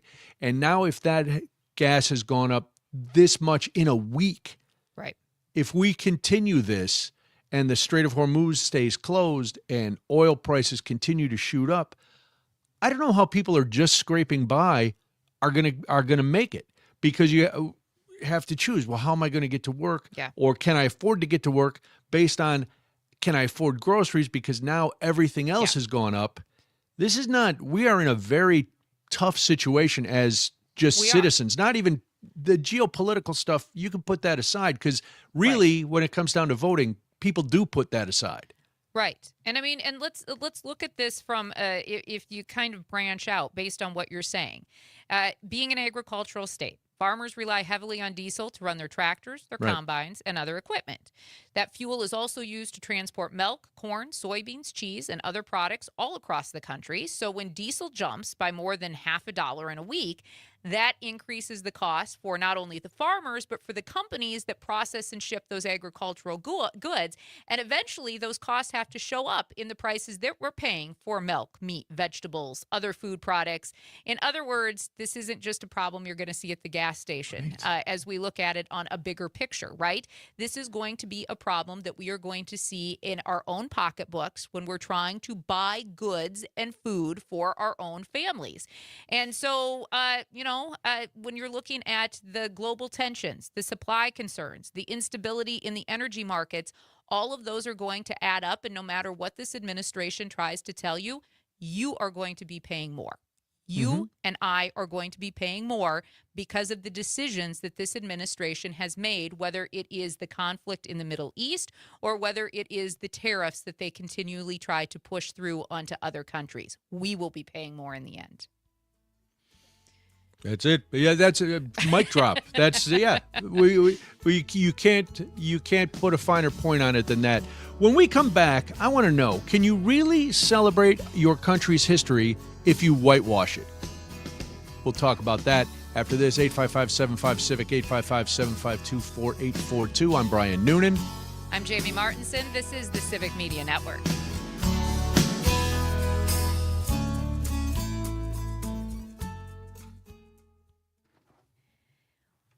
Do you know what's most puzzling about all of this? No. Is that there are still people who do not understand and take the word of this administration like it's the gospel and are like, this is the greatest president. What? What? I loved the visual of him surrounded by all these, and again, air quotes, religious leaders, all with their laying their hands on him to pray because he is a gift from Jesus. Man, I think they have the two ends of the spectrum confused. If you're right, but Jesus and the devil are the opposite ends, and you figure it out. I just think it's the reason he got elected, right? At least the assumption is based on what we know about the polls and what people have said is that it was because of the economy, because people didn't have faith in the Biden economy, and they thought Kamala Harris was going to just be an extension of that. What plans did people hear during the 2024 campaign season that would have thought that he had a better grip on the economy than this? He's a businessman, Jamie. We want businessmen. We got to drain the swamp. All bankrupt. Doesn't matter. It's all bankrupt. Kamala laughed weird. She She did. also made a crucial error when she said it was one sentence, but sometimes that's what it comes down to. When she said she had no problem with any of Joe Biden's policies. Yeah. I was like, oh, no. Ooh, That's no, you can't. You don't go out on the off reservation and blast everything, but you say, well, Joe Biden, those were Joe Biden's policies. I will have my own policies. Some might align, some might not. Right. And you leave it at that. You're not blasting your predecessor, but you're also saying I'm not a puppet. I'm going to do things my way. And that was a big deal. Like that was a crucial misstep on her part as well as her team's part, her campaign team's part, because they should have been able to read the room and see what was happening in the polling as far as the popularity of Joe Biden's policies. Yeah. And to me, they did a disservice to her as the team she was supposed to trust and should have counted on going forward. Especially in that short time frame that she had to not read the room, so to speak, and be able to make those minor adjustments. And I'm not laying blame on anybody because obviously people still had to go out and vote, but at the same time, they miscalculated that drastically, I think, as did most of the Democrats from state to state. And you can blaming them is fitting. That's their job. Their job is to not let her put her foot in her mouth. And, I don't want to hear that it was a short campaign and blah, blah, blah. And, there was already the issue of her seemingly being anointed by the Democrats and trying to drive Biden out. And I don't think I know he couldn't have won. And I also think, for as much good as he did, it was time to go. And that's the problem with a lot of these politicians. They don't know when it's time to go. Right. And that was the issue with him. He was going to stick around because he was only supposed to be there for one term anyway. That was when he came in. But man, you get that power and it's intoxicating. And he's a guy who'd been chasing it his whole life. Right. And he finally got it and he was not going to let go. And whether that was his decision or people around him's decision that he was going to keep fighting. But then it also, then You can blame Jake Tapper. You can blame George Clooney. You can blame a million different people. But it all comes down to you also have to blame the Democrats who once again could not rally around a candidate in order to win. They wanted to rally around somebody they thought was perfect. And you're never getting it. No, and that is going to, and we've talked about that. That's going to be the demise of the Democrats. It's going to be the demise of them going forward into I look for them to do very well in the midterms. I'm not going to say that. I look for them to do well based on, now it's only March, so a lot can happen by November as well. If we held the election tomorrow, I would say that the Democrats do very, very well based on the current administration and the policies and the actions.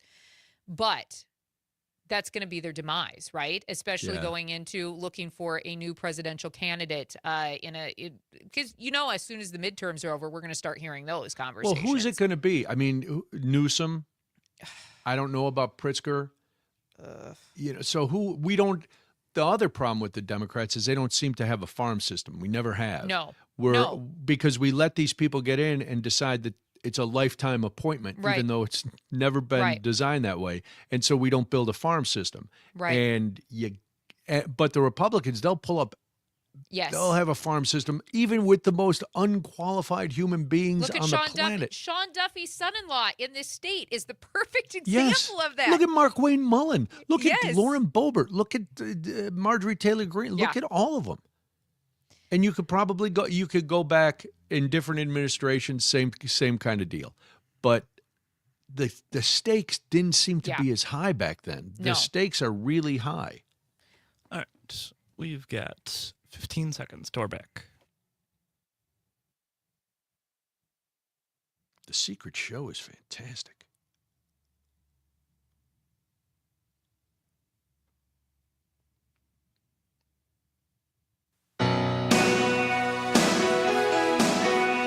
Across the state of Wisconsin, Daybreak with Brian and Jamie is back.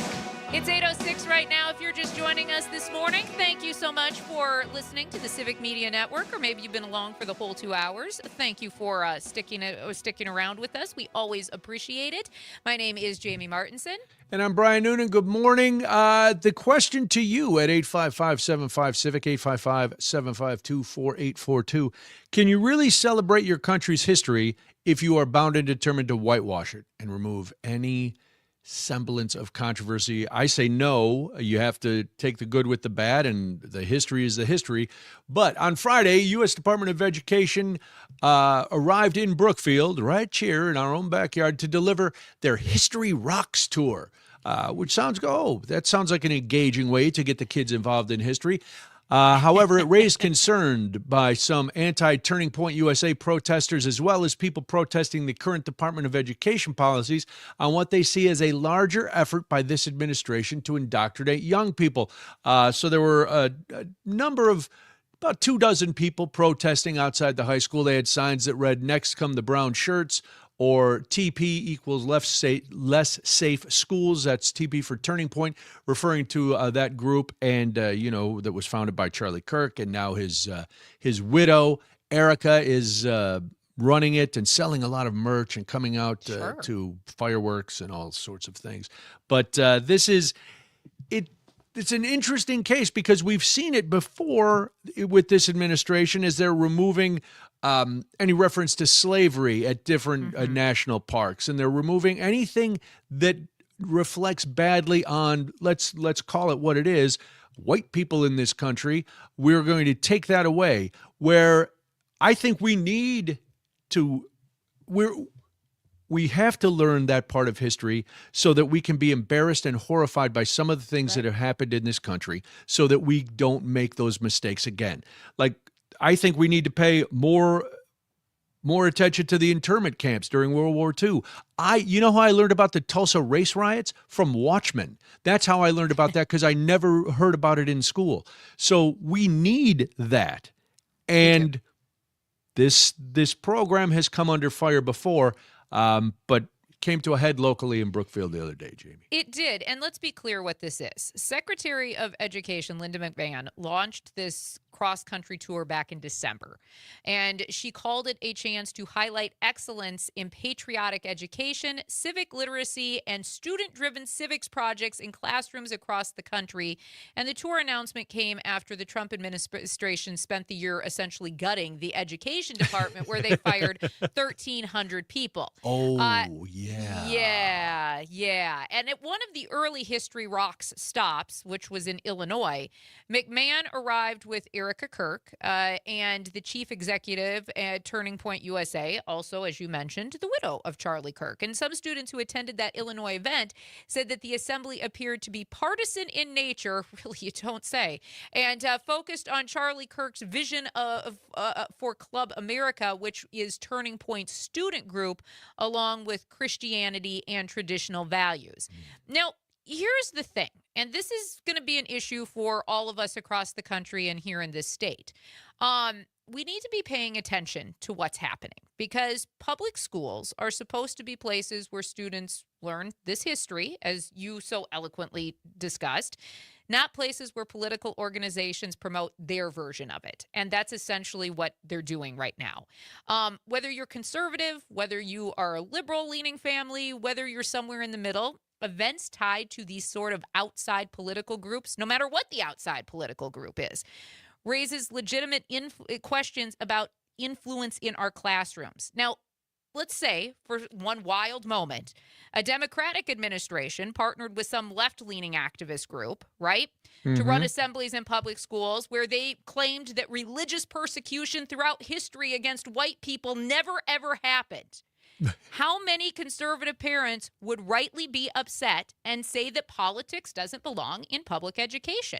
Well, those moms for America we talked about earlier would be on the case. Yes. No, imagine if you're a black or brown student and you're at one of these public schools, and granted, history education in this country, as I mentioned, has been woefully behind. We are, the history books leave out huge swaths of our history. So to pretend that we haven't been whitewashing our history to a certain extent, of course, would be irresponsible.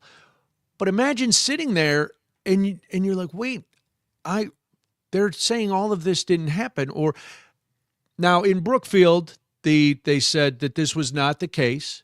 It was not the executive made like a 5-minute speech. The principal said he knew what the executive was going to say. He knew what he was going to say. And then they got into about 35, 40 minutes worth of different history games and things like that were run by the social studies teacher. So this instance, it was what they kind of sold it as. But as you mentioned, Jamie, this has not always been the point. And I can't imagine having to sit there and have my history as a black or brown student erased. Right. It's that old saying, right? Those who don't remember history are bound to repeat it.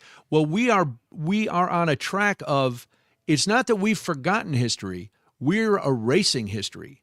So that the Germans, they don't embrace their history, but they know their history and the atrocities, and they've hopefully learned and move on, or there's groups that try to go back to that, and that's where we are, where we're trying to go back to a way that we have this idealized view of.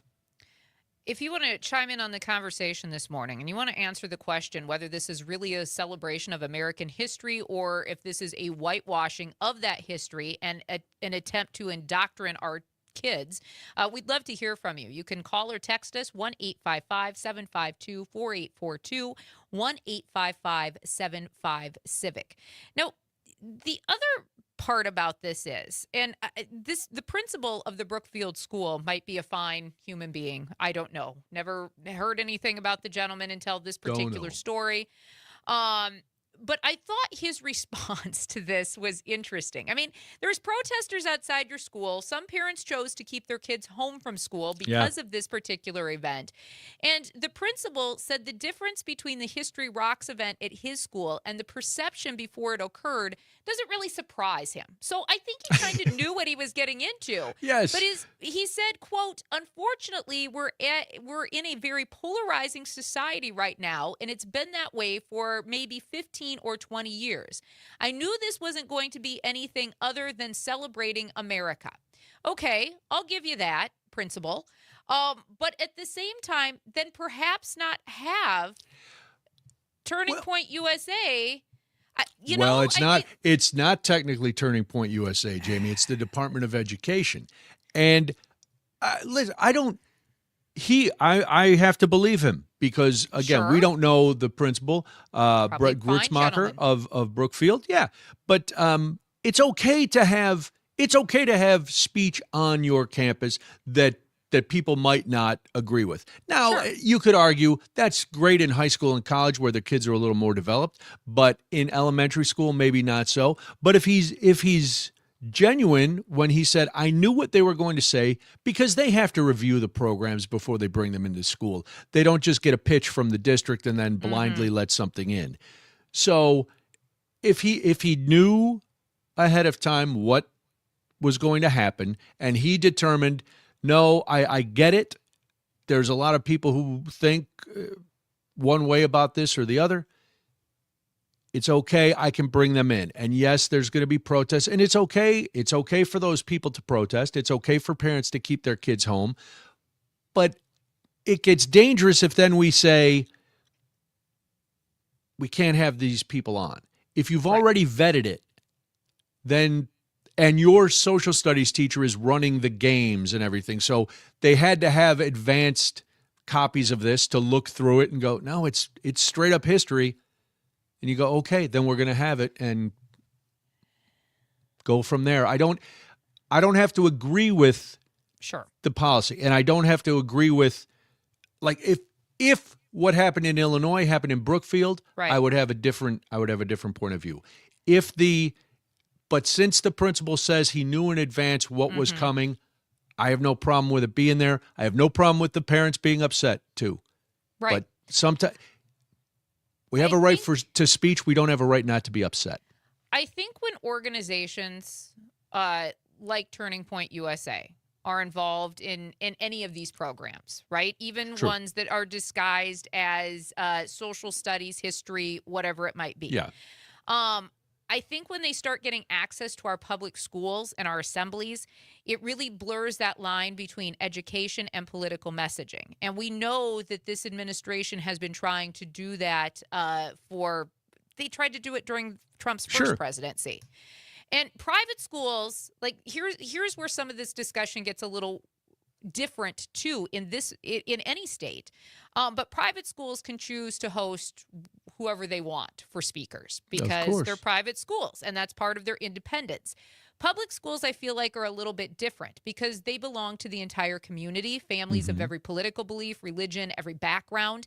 And that's why events that are tied to, in any sort of way, to a politically affiliated organization should make all of us pause and start asking our school administrators questions about assemblies like this. And I get it's called America Rocks. I understand that. The organization is still tied to Turning Point USA. Yes, there are those ties, and there's 100% those concerns. Again, I have to fall back on if it was fully vetted and you knew and you've reviewed this program before, and you can say, okay, the kids are learning what we teach them in history. This is the presentation matches the curriculum, and it's you don't know up the ladder into the districts and the superintendents, and this is coming from the Board of Education, and it's coming from the Department of Education, and yes, but the optics are bad. Yeah, 100%. I don't think the kids were harmed in any way by it. I think it's a bad move, but we don't know if the principal did his due diligence. Who knows what pressure he was under, because principals do not act autonomously. They are not the president. They actually have to get approval from the district for any kind of programs and things that they do. So the kids were not hurt. No. The optics are bad. we move from there. And again, I'll be clear that I think that the school probably did everything, and the staff probably did everything that they needed to do to vet this particular assembly. I just, as a parent, I would have a lot of questions, and I would have a lot of questions if it was a different president. I would have a lot of questions if it was a democratically leaning president who brought in a different group. And Tiffany over in River Falls, listening on 93.5 The Tap, chimes in. She says it's a religious organization. It doesn't matter if it's just history words being said. It's being put on by a religious group in a public school. It's not though. And Right. I'm sorry. I have to, Tiffany, No, agree. with all due respect, it's not being put on by a religious group. And I think the blowback from the earlier episodes on this tour is, at this point, Turning Point is not affiliated with this. This is done by the Department of Education. Now, I am not a defender in any way of Turning Point USA, but we got to save our outrage for where it really matters. Yes, and have to be yes, measured. you are within your right to protest this and keep your kids home and all of that. But let's not mix up our outrage. It is not done by a religious group. And yes, if Muslim people working for the Department of Education came in to give a talk or a presentation, I would not have any problem, because it's not a Muslim religious group. I know we got to wrap up. It's a Civic Media Network. Okay. It's okay, Parker. Breathe. We're good. Relax, I was like, brother. this is a fantastic thought, but it's not gonna hit the post, is it? Yes, it is. Yes, it did. Okay. Well done, sir. Yes, it did. That's funny. Yeah, I get the outrage, but at I this think point, and I'm not. This is where I think it's like, I'm not calling out our listener. Yeah. I'm glad our listeners are here, but sometimes we have to refocus the rage. 100% agree. And again, I will say this. If I had a parent in the school, whether it was a Democratic leaning president or this particular administration, I would have questions. I would want my school board to answer questions. If Turning Point USA were presenting the program, I would be outraged. I guess my problem with it is if you are anybody who pays attention to politics, you have seen the alignment of Turning Point USA with this administration. Right. And that would be where I, as a parent, if I had a parent in the school, I wouldn't be outraged. I would just have questions. And I would be willing to go to my next school board meeting to ask said questions, because I'm not throwing anybody under the bus. I have friends who are teachers and principals. I understand how the principal could have had works. A little meeting a couple nights before and go, hey, this is the program, just so you know. Yes. I understand why you're concerned. Let me run you this 40-minute presentation. Yes. These are the comments I was told are going to be at the beginning of the presentation for 5 minutes. Yep. Those are their comments and my comments. Here they are. Yep. Okay. And then lay let's out run what through. The games look yes, like here's and all- Mr. yes. Jones, our social studies teacher. You guys sit here for a half hour. We're going to run through everything, and then we can have a fact-based discussion rather than an emotional discussion. Right. Yeah, and I think if this administration hadn't done things like put Charlie Kirk's image on the outside, I understand all of but that. I think that's where the outrage from other parents are coming from, though, just based on that. We've got 10 seconds here. The show is Hot Takes.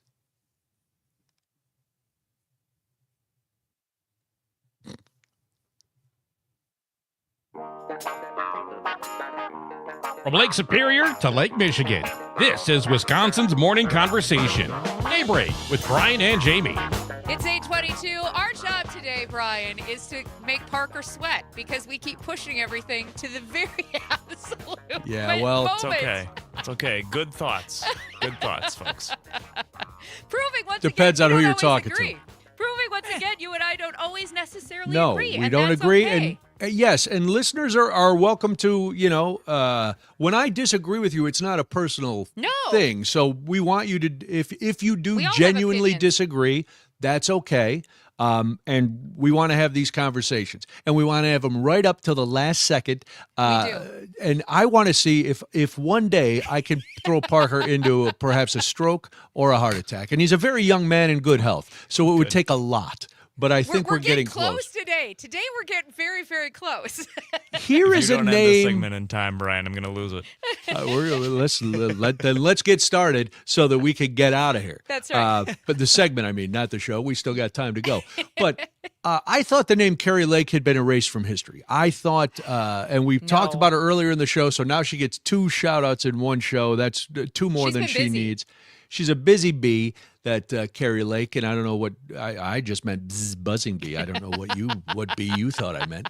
But anyway, a federal judge overseeing a number of legal challenges to the administration's drive to dismantle the Voice of America ruled Saturday evening that Carrie Lake had acted unlawfully in running the network's parent agency. That's surprising. U.S. District Court Judge Royce Lambert wrote in his ruling, quote, Lake satisfies the requirements of neither the statute nor the Constitution, end quote. Boy, that's going to be an epitaph for pretty much everybody in this administration when history writes itself, unless How it's many times do different levels of this administration basically have to be told that they aren't following the Constitution in plain black and white writing from judges? I mean, this is I've lost count of the number of judges who have actually had to put this in writing, which is even crazier and tells you the kind of times we live in. Can I give you just a couple of Carrie Lake's greatest hits as the head of this? Just because she dismissed all contractors. She laid off almost all the permanent network and agency full-time staffers at Voice of America. She fired the director of the Voice of America, striking a deal to carry content from the right-wing TV network One American News Network. And if you've ever seen any clips online from OANN, man, you think you've heard crazy right-wing conversation? You ain't heard nothing yet, brother.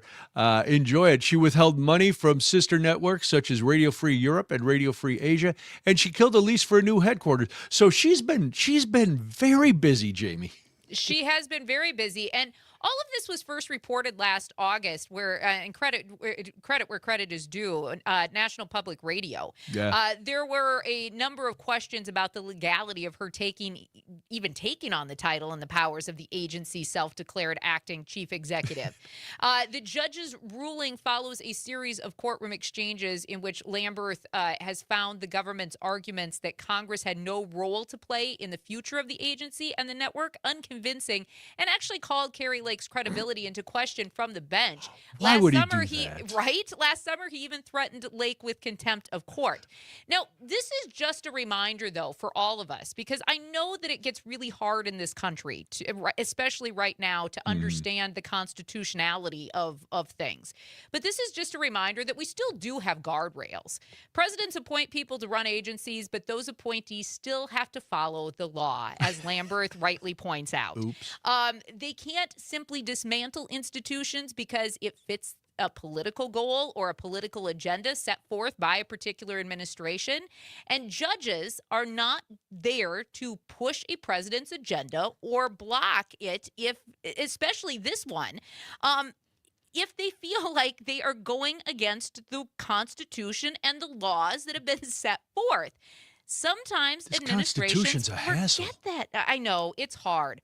And when administrations go against the Constitution and basically engage in dismantling it, the courts are going to step in for the most part. And that's actually good for all of us, because whether you voted for this administration or not, the same legal protections apply today that apply to the next administration, and the next administration, right?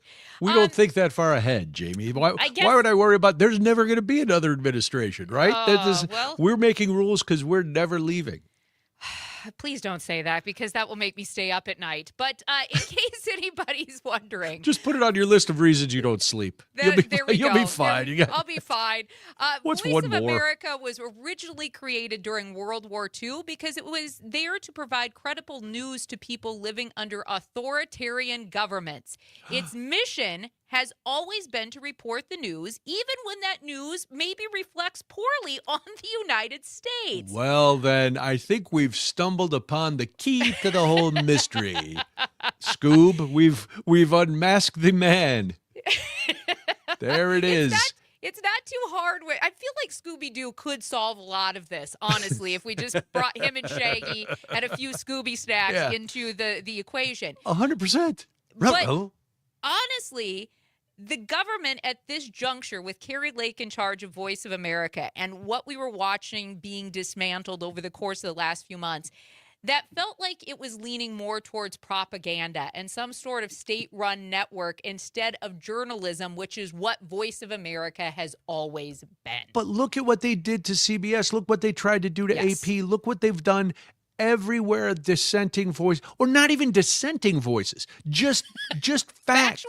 Factual voices, news and journalism. And I don't want to hear, but every news outlet had a slight slant, but the facts still drove the narrative. Right. And that's the difference. If you let facts drive the narrative and you trust that people will be able to make their own decisions, that's what we do in this country. But if you want people to just fall in line and capitulate to your needs and your ideas and your wants, then look at countries that have state-run media and see how that's working out, because it could come here unless we continue to fight. It's a good thing we have courts in this slant yet. For now, those are probably going to go away too. Especially when they don't like what the president says. It's 8:29 right now. You are listening to Daybreak. I am Jamie Martinson. And there's more data center information coming out of Beloit. It is the Civic Media Network. I got to close this blind. I can't see anything. It's like even glaring my screens.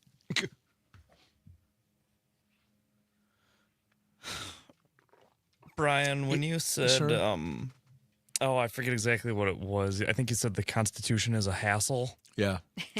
I did not think you said hassle for a second. What'd you think? Oh, you thought I said like ASS? Yeah. I'll spell it out like people listening can't.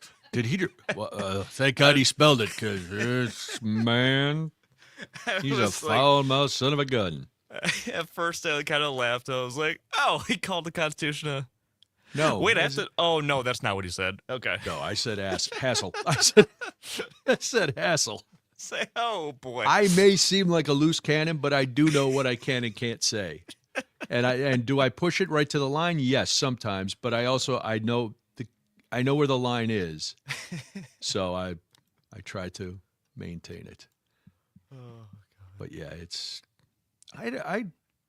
boy, I know we say this a lot, but I do long for the days where I didn't have to pay attention to this shit.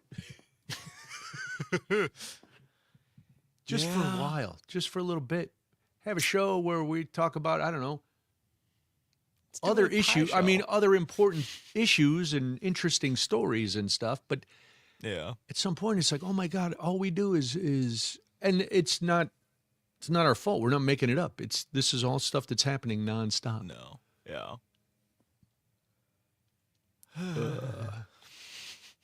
What was the, hold on.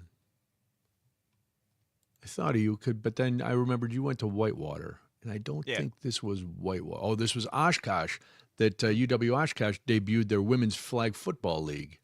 Oh, cool. Okay. Yeah. Dom went to Oshkosh. Oh, okay. I thought somebody went to Oshkosh. Gosh. Yeah. Got some overalls, had some fun. Oshkosh Bagosh. Slashkosh, as they call it. Slashkosh?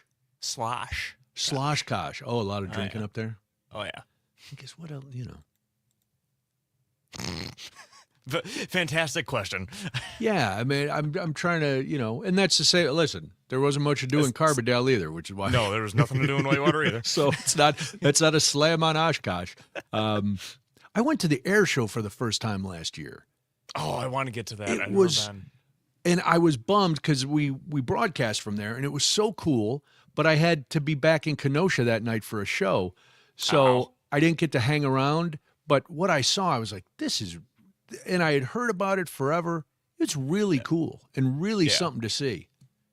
Yeah, no, we had one of our meteorologists that was on the network. She was really big into that stuff. Okay.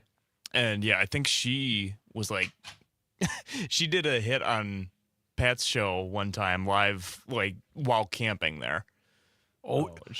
Yeah. There's people camping. Then there's little planes that fly in, and they're camping on out of their plane. Like they have little tents that come off the Cubs or whatever. Yeah. It was wow. We're talking about Oshkosh and Oh, the EAA. Yeah. the EAA. Yeah, I would love to get out to that. It's sometime. really cool, and It is cool. so much bigger than I had anticipated, even having heard about it. But I guess you need a lot of room for planes to land, so that's true. Yes, it seems like an incomprehensible amount of planes. Oh my God, Yeah. they're everywhere, and it's just it's insane. But It is insane, but it is really cool. yeah. And it's I'm not- nice it's nice being, again, that's part of the perks of this job that I really enjoy is when you pull up and they give you the pass, and we actually Right. got to drive up to where, right Right. through the thing to where we were broadcasting. Even though as we were waiting, the guys who were supposed to bring the tent and everything else, the tables and everything, left very late, and we're not going to be there. They were going to get there at about 15 minutes before we were supposed to go on the air. Now the engineer was there. And so Well, that's we good. had Everything rigged can up. happen if the engineers are there. Yeah. That's it. We rigged up a way to go on the air without, like, we were just going to be sitting in the back of his truck.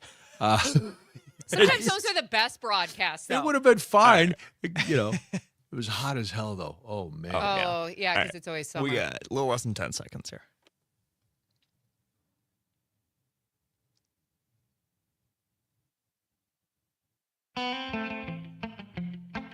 Wisconsin wakes up here. Back to Daybreak with Brian and Jamie.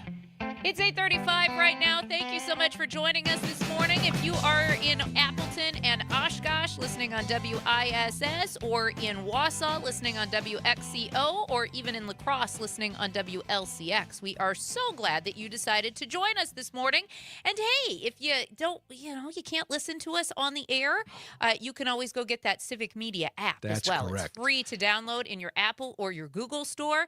And of course, you can always listen to us online on YouTube and on the Civic Media Facebook page. And hey, this is where we get to give a plug to our new Facebook page. We'd love for Yeah. you to go follow that, Daybreak with Brian and Jamie.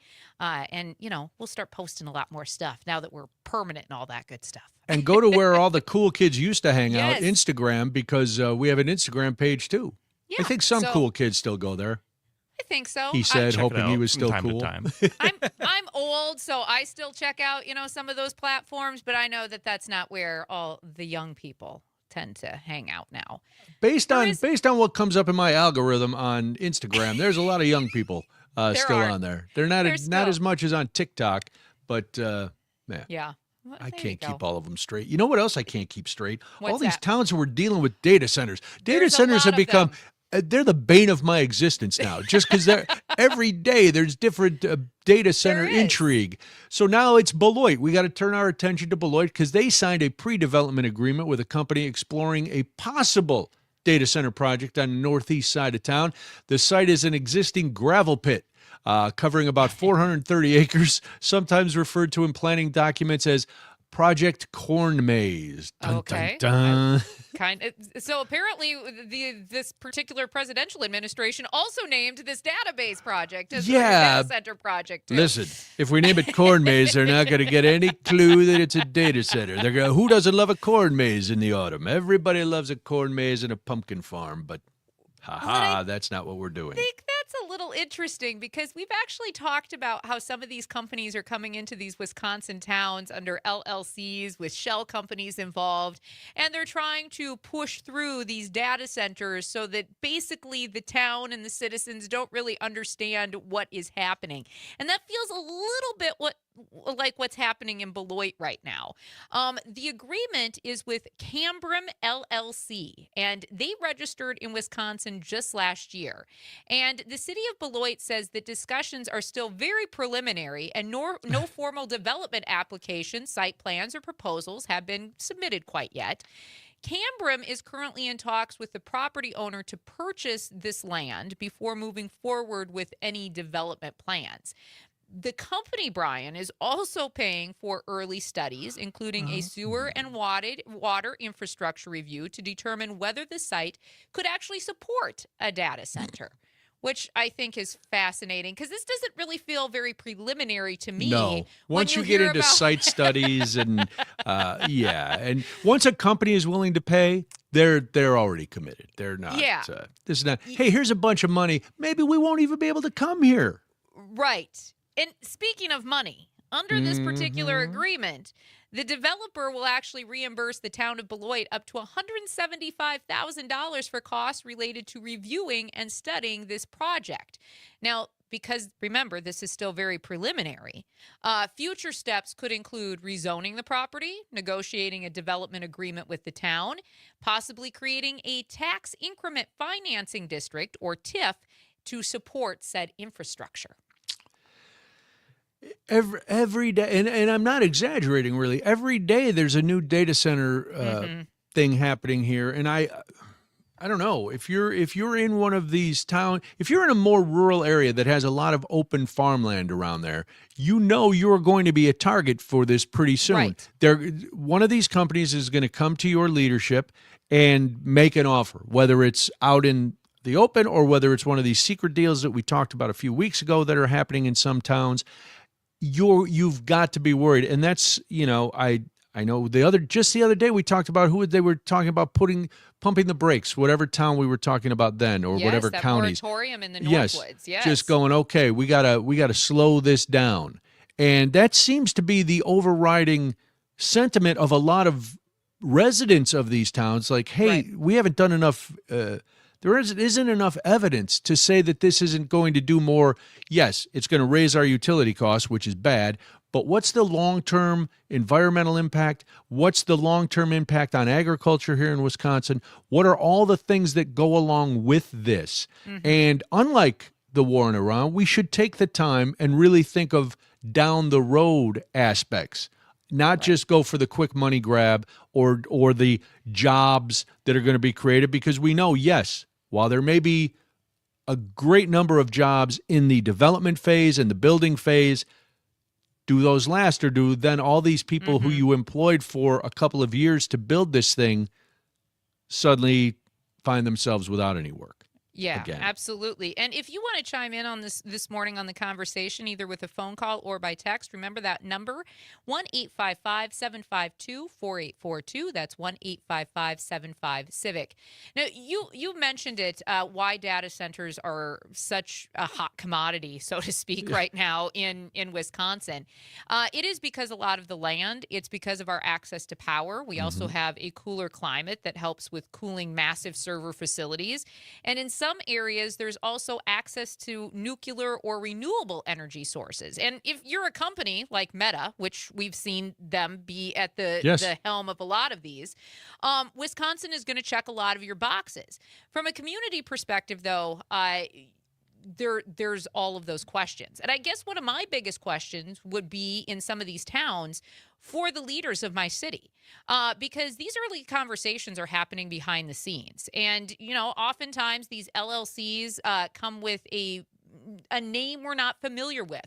They don't specifically list Meta in the title, right? No, they're not saying Google in the title of what these new LLCs and companies are. Like Operation Corn Maze. It's a little misleading. Right. Yeah. TriStar is coming in, and I don't know if that's a real company. I'm just, but that's what they do. If I was in, a town like Beloit or in any of those cities in the northern part of the state that have put a moratorium on data centers or are trying to, I would want to know about some of the groundwork that's in motion before this actually happened. Because, again, when you listen to the plans of what's happening here with Project Corn Maze, it seems like the city is a little further along than, hey, we're just talking about this. This might be a thing. Maybe not, but we're going to get some kickbacks if this happens. And, hey, heck, I don't blame a city for trying to get a little money into their but there's budget. other ways. You could do with speed traps like a lot of them do. Yes, yes. See an Illinois plate, make some money. But I think we have to be honest with the people who are going to have to live with these data centers at the end of the day. And it doesn't feel like some of these cities are doing that. They are going for the cash grab instead of actually thinking about how this is going to benefit the city, not just in the now, but down the road. Now, documents in this particular Beloit case filed with the Wisconsin Department of Natural Resources shows a connection between Cameron and filings previously linked to a metadata center project that was also in Beaver Dam. Remember that one? That was I a big do one remember just a that few one. weeks ago. Yeah. And ironically, or not so ironically, I guess, they used a similar approach when Meta Platforms initially developed its Beaver Dam data center through a different LLC before publicly announcing that project.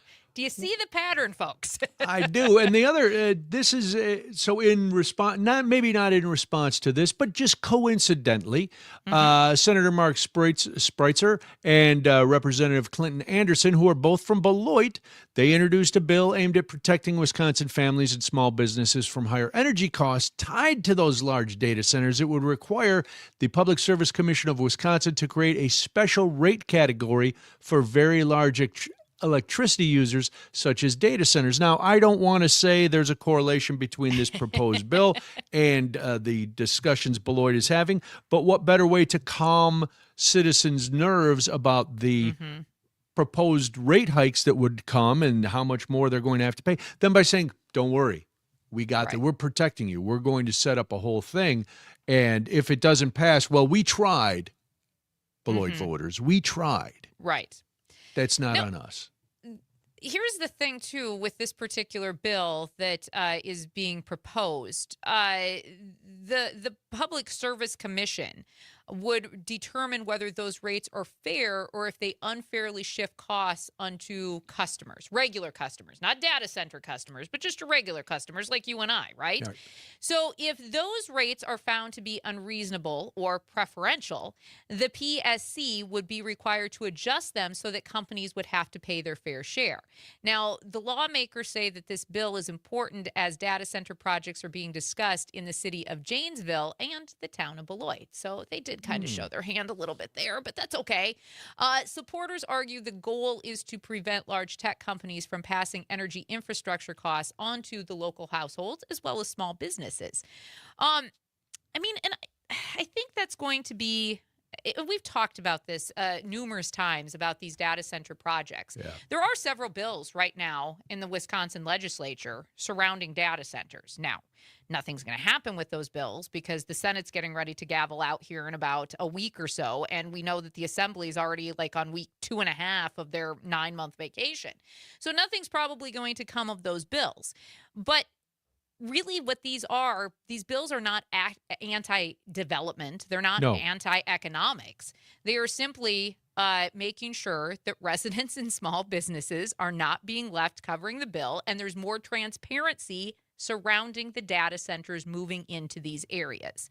And I think that's important. That's why we keep referring to the moratorium in northern Wisconsin, but that's essentially why those communities, 3 of them, are asking for this 1-year moratorium so that these projects can be studied with more in-depth analysis than quickly pushing things through. Sometimes civic leaders who are looking at budgets see a big dollar amount come across their desk and they don't think long term. They think let's solve this budget problem now with this.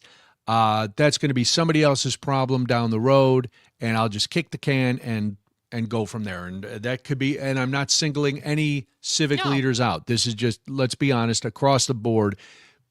People don't think of consequences for down the road, especially in politics. This is going to be somebody else's issue. It's going to be, my kids will all be grown. I won't have to worry about the schools. I'll have moved down to Florida to live in the, in the colonies with. I think it's interesting, though, when multiple towns, because it's not just one or two at this point. Port Washington has the folks in Port Washington. They went to their city council. They fought a data center coming in. We're seeing communities start asking more questions. We see communities that are starting to show up at these city meetings or these planning meetings. And when that many people start hitting the pause button at the same time, that usually means that they feel like things are moving too fast. Yeah. And the technology economy is growing. Data centers are going to be a part of the future. Sure. And Wisconsin communities right now and the people who live in these communities are really just making it clear that these projects are probably going to happen. And if they do, they just want that transparency. They want proper planning, and they want a chance to weigh in on how this is going to affect them and how they need to live. Because essentially, at the end of the day, it's going to affect the pocketbooks of several people, especially in the long term. And that's important. It is We deserve important. that. We deserve that. It's our civic duty to ask these questions, I think. Yeah, City but plan- that's a city lot. people don't Again, wanna hear- no, it's they a don't lot wanna of hear me work. say that. People have to leave their house. It's a hassle. Hey, speaking of leaving the house, you're not leaving the house, but what's your favorite and most iconic TV show setting? Whether it's a house, apartment, locale, whatever it is, that's what we want to hear at 855-75-CIVIC. It is Daybreak, and this is the Civic Media Network.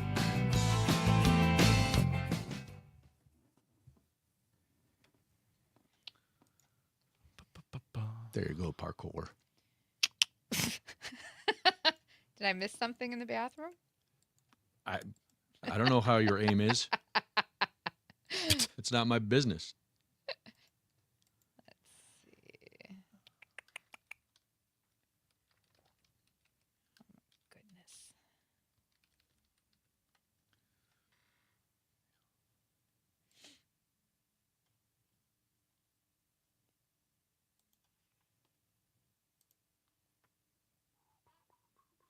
I always love seeing our calendar of things happening.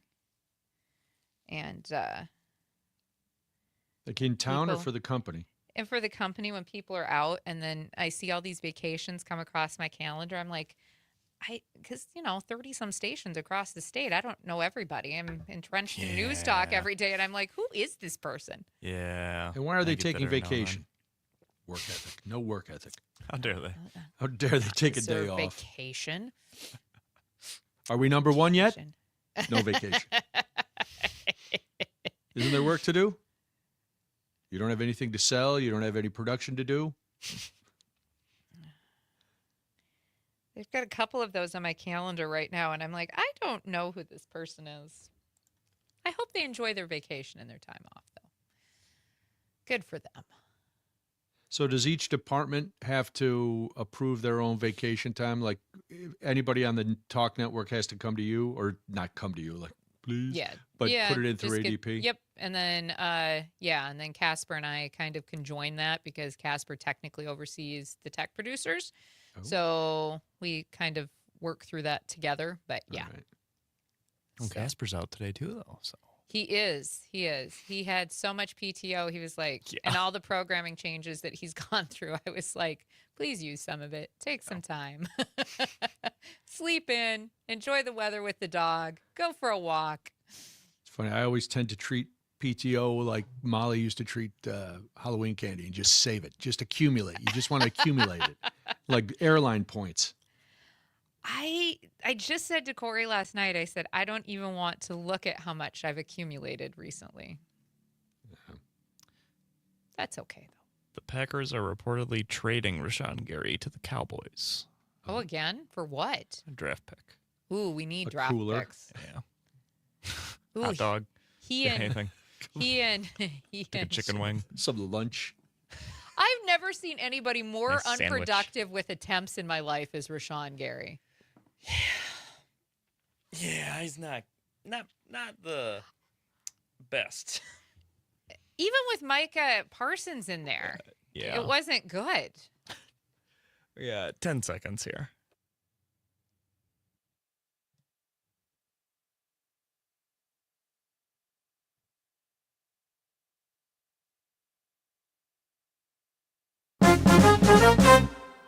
Now back to more of Daybreak with Brian and Jamie. It's 8:52 right now. Thank you so much for joining us this morning at the Civic Media Network on a beautiful sunshiny Monday. Hopefully you get outside to enjoy some of this weather. Very nicely done, Parker. Great music choices again today. I've been working on it. I didn't even know there was an instrumental version of the Brady Bunch theme. I had Good for to you. work like a dog to find this, actually, Brian. There's I always saw a you karaoke scooting yourself version. across the rug. I should have known. Yes. There's always a karaoke version of every song out there, isn't there? But are there good ones? This is That's true. the question. This is The true. key. This is true. Airworthy for a show of our stature. That's to get right. yes, we must. What is your most iconic TV setting or TV house?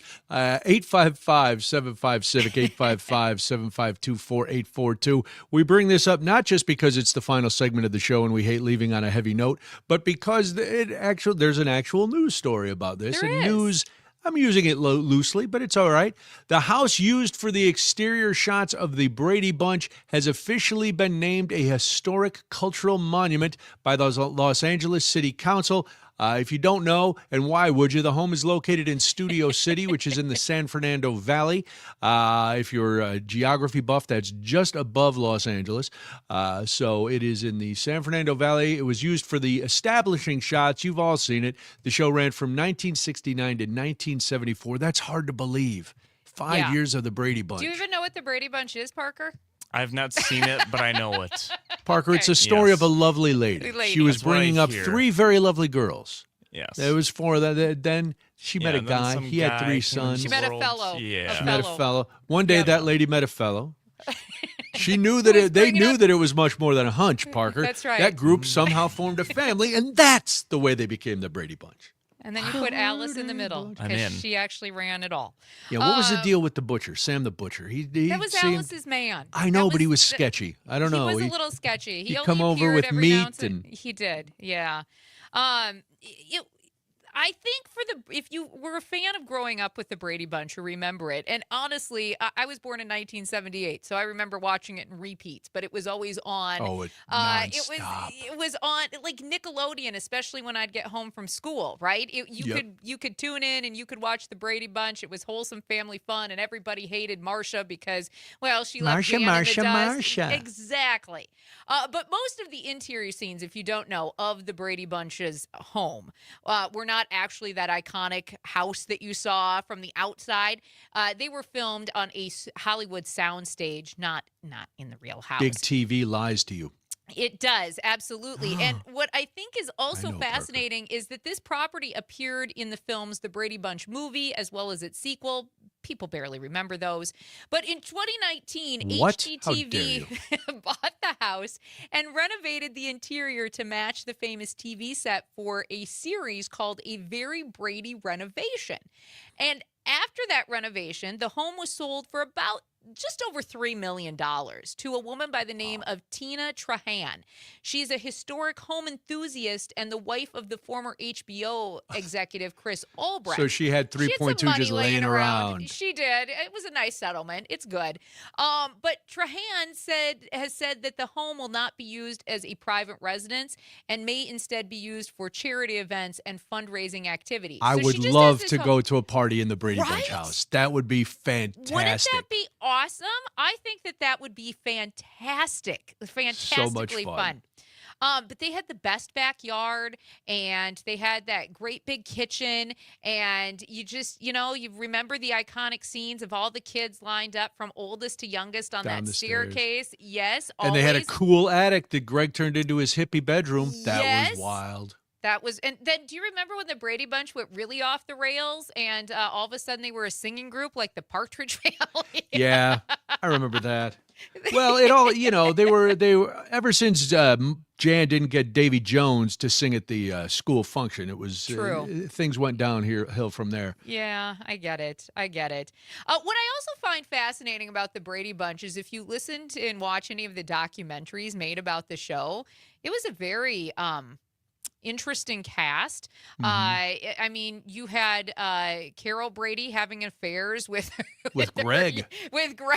With It was- Greg. it And was Mike a- Brady Yes. being having to live his life as a closeted man, and Yes, it it was was nuts. There was a lot happening in the backdrop of the Brady Bunch, but you will always remember the house, the bright orange kitchen, and the shag carpeting where they built their house of cards. And remember that episode where they both had the girls and the boys did the I'm house embarrassed of to cards say this, Jamie. Anytime I make pork chops, I always make pork chops and applesauce.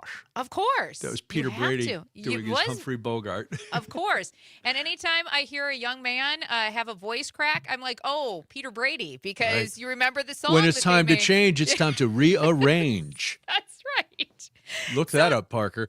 We're going deep cuts on the Brady Bunch. I'm not picking up any of this. I know, yeah, and you shouldn't. Thank goodness. You shouldn't. It's good. But the house opened to the public briefly during a 3-day charity event called the Brady Experience. And before HGTV actually purchased the home, it had been owned by the same family for nearly 50 years.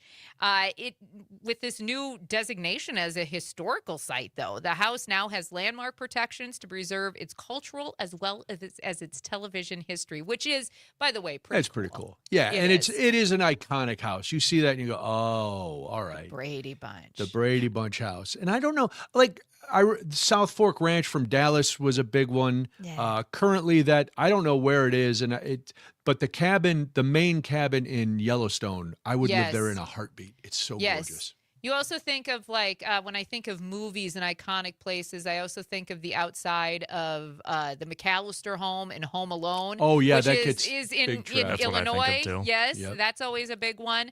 But it was, the Brady Bunch. And it's funny because the Brady Bunch is still part of the culture. Every time I have a meeting, I'm like, oh, time to get on my little Brady Bunch box here and see people across my screen because that's what it reminds me of. Right, for a Little show that was boxes. really fluff. It Right. really resonates and it holds up. We need more fluff in this world, we do need more fluff. especially right now. Maybe tomorrow we'll have a little more fluff. We like to end the show a little fluffy just because We do. why not? We all have Yeah. to go on and live. But thank you for being here. Thank you for being part of the program. Another big show tomorrow, Jamie. Lots to talk about as always. As always, yes. It never ends. It's 8:59 right now. You are listening to Daybreak. This is the Civic Media Network. Have a fabulous day. Bye.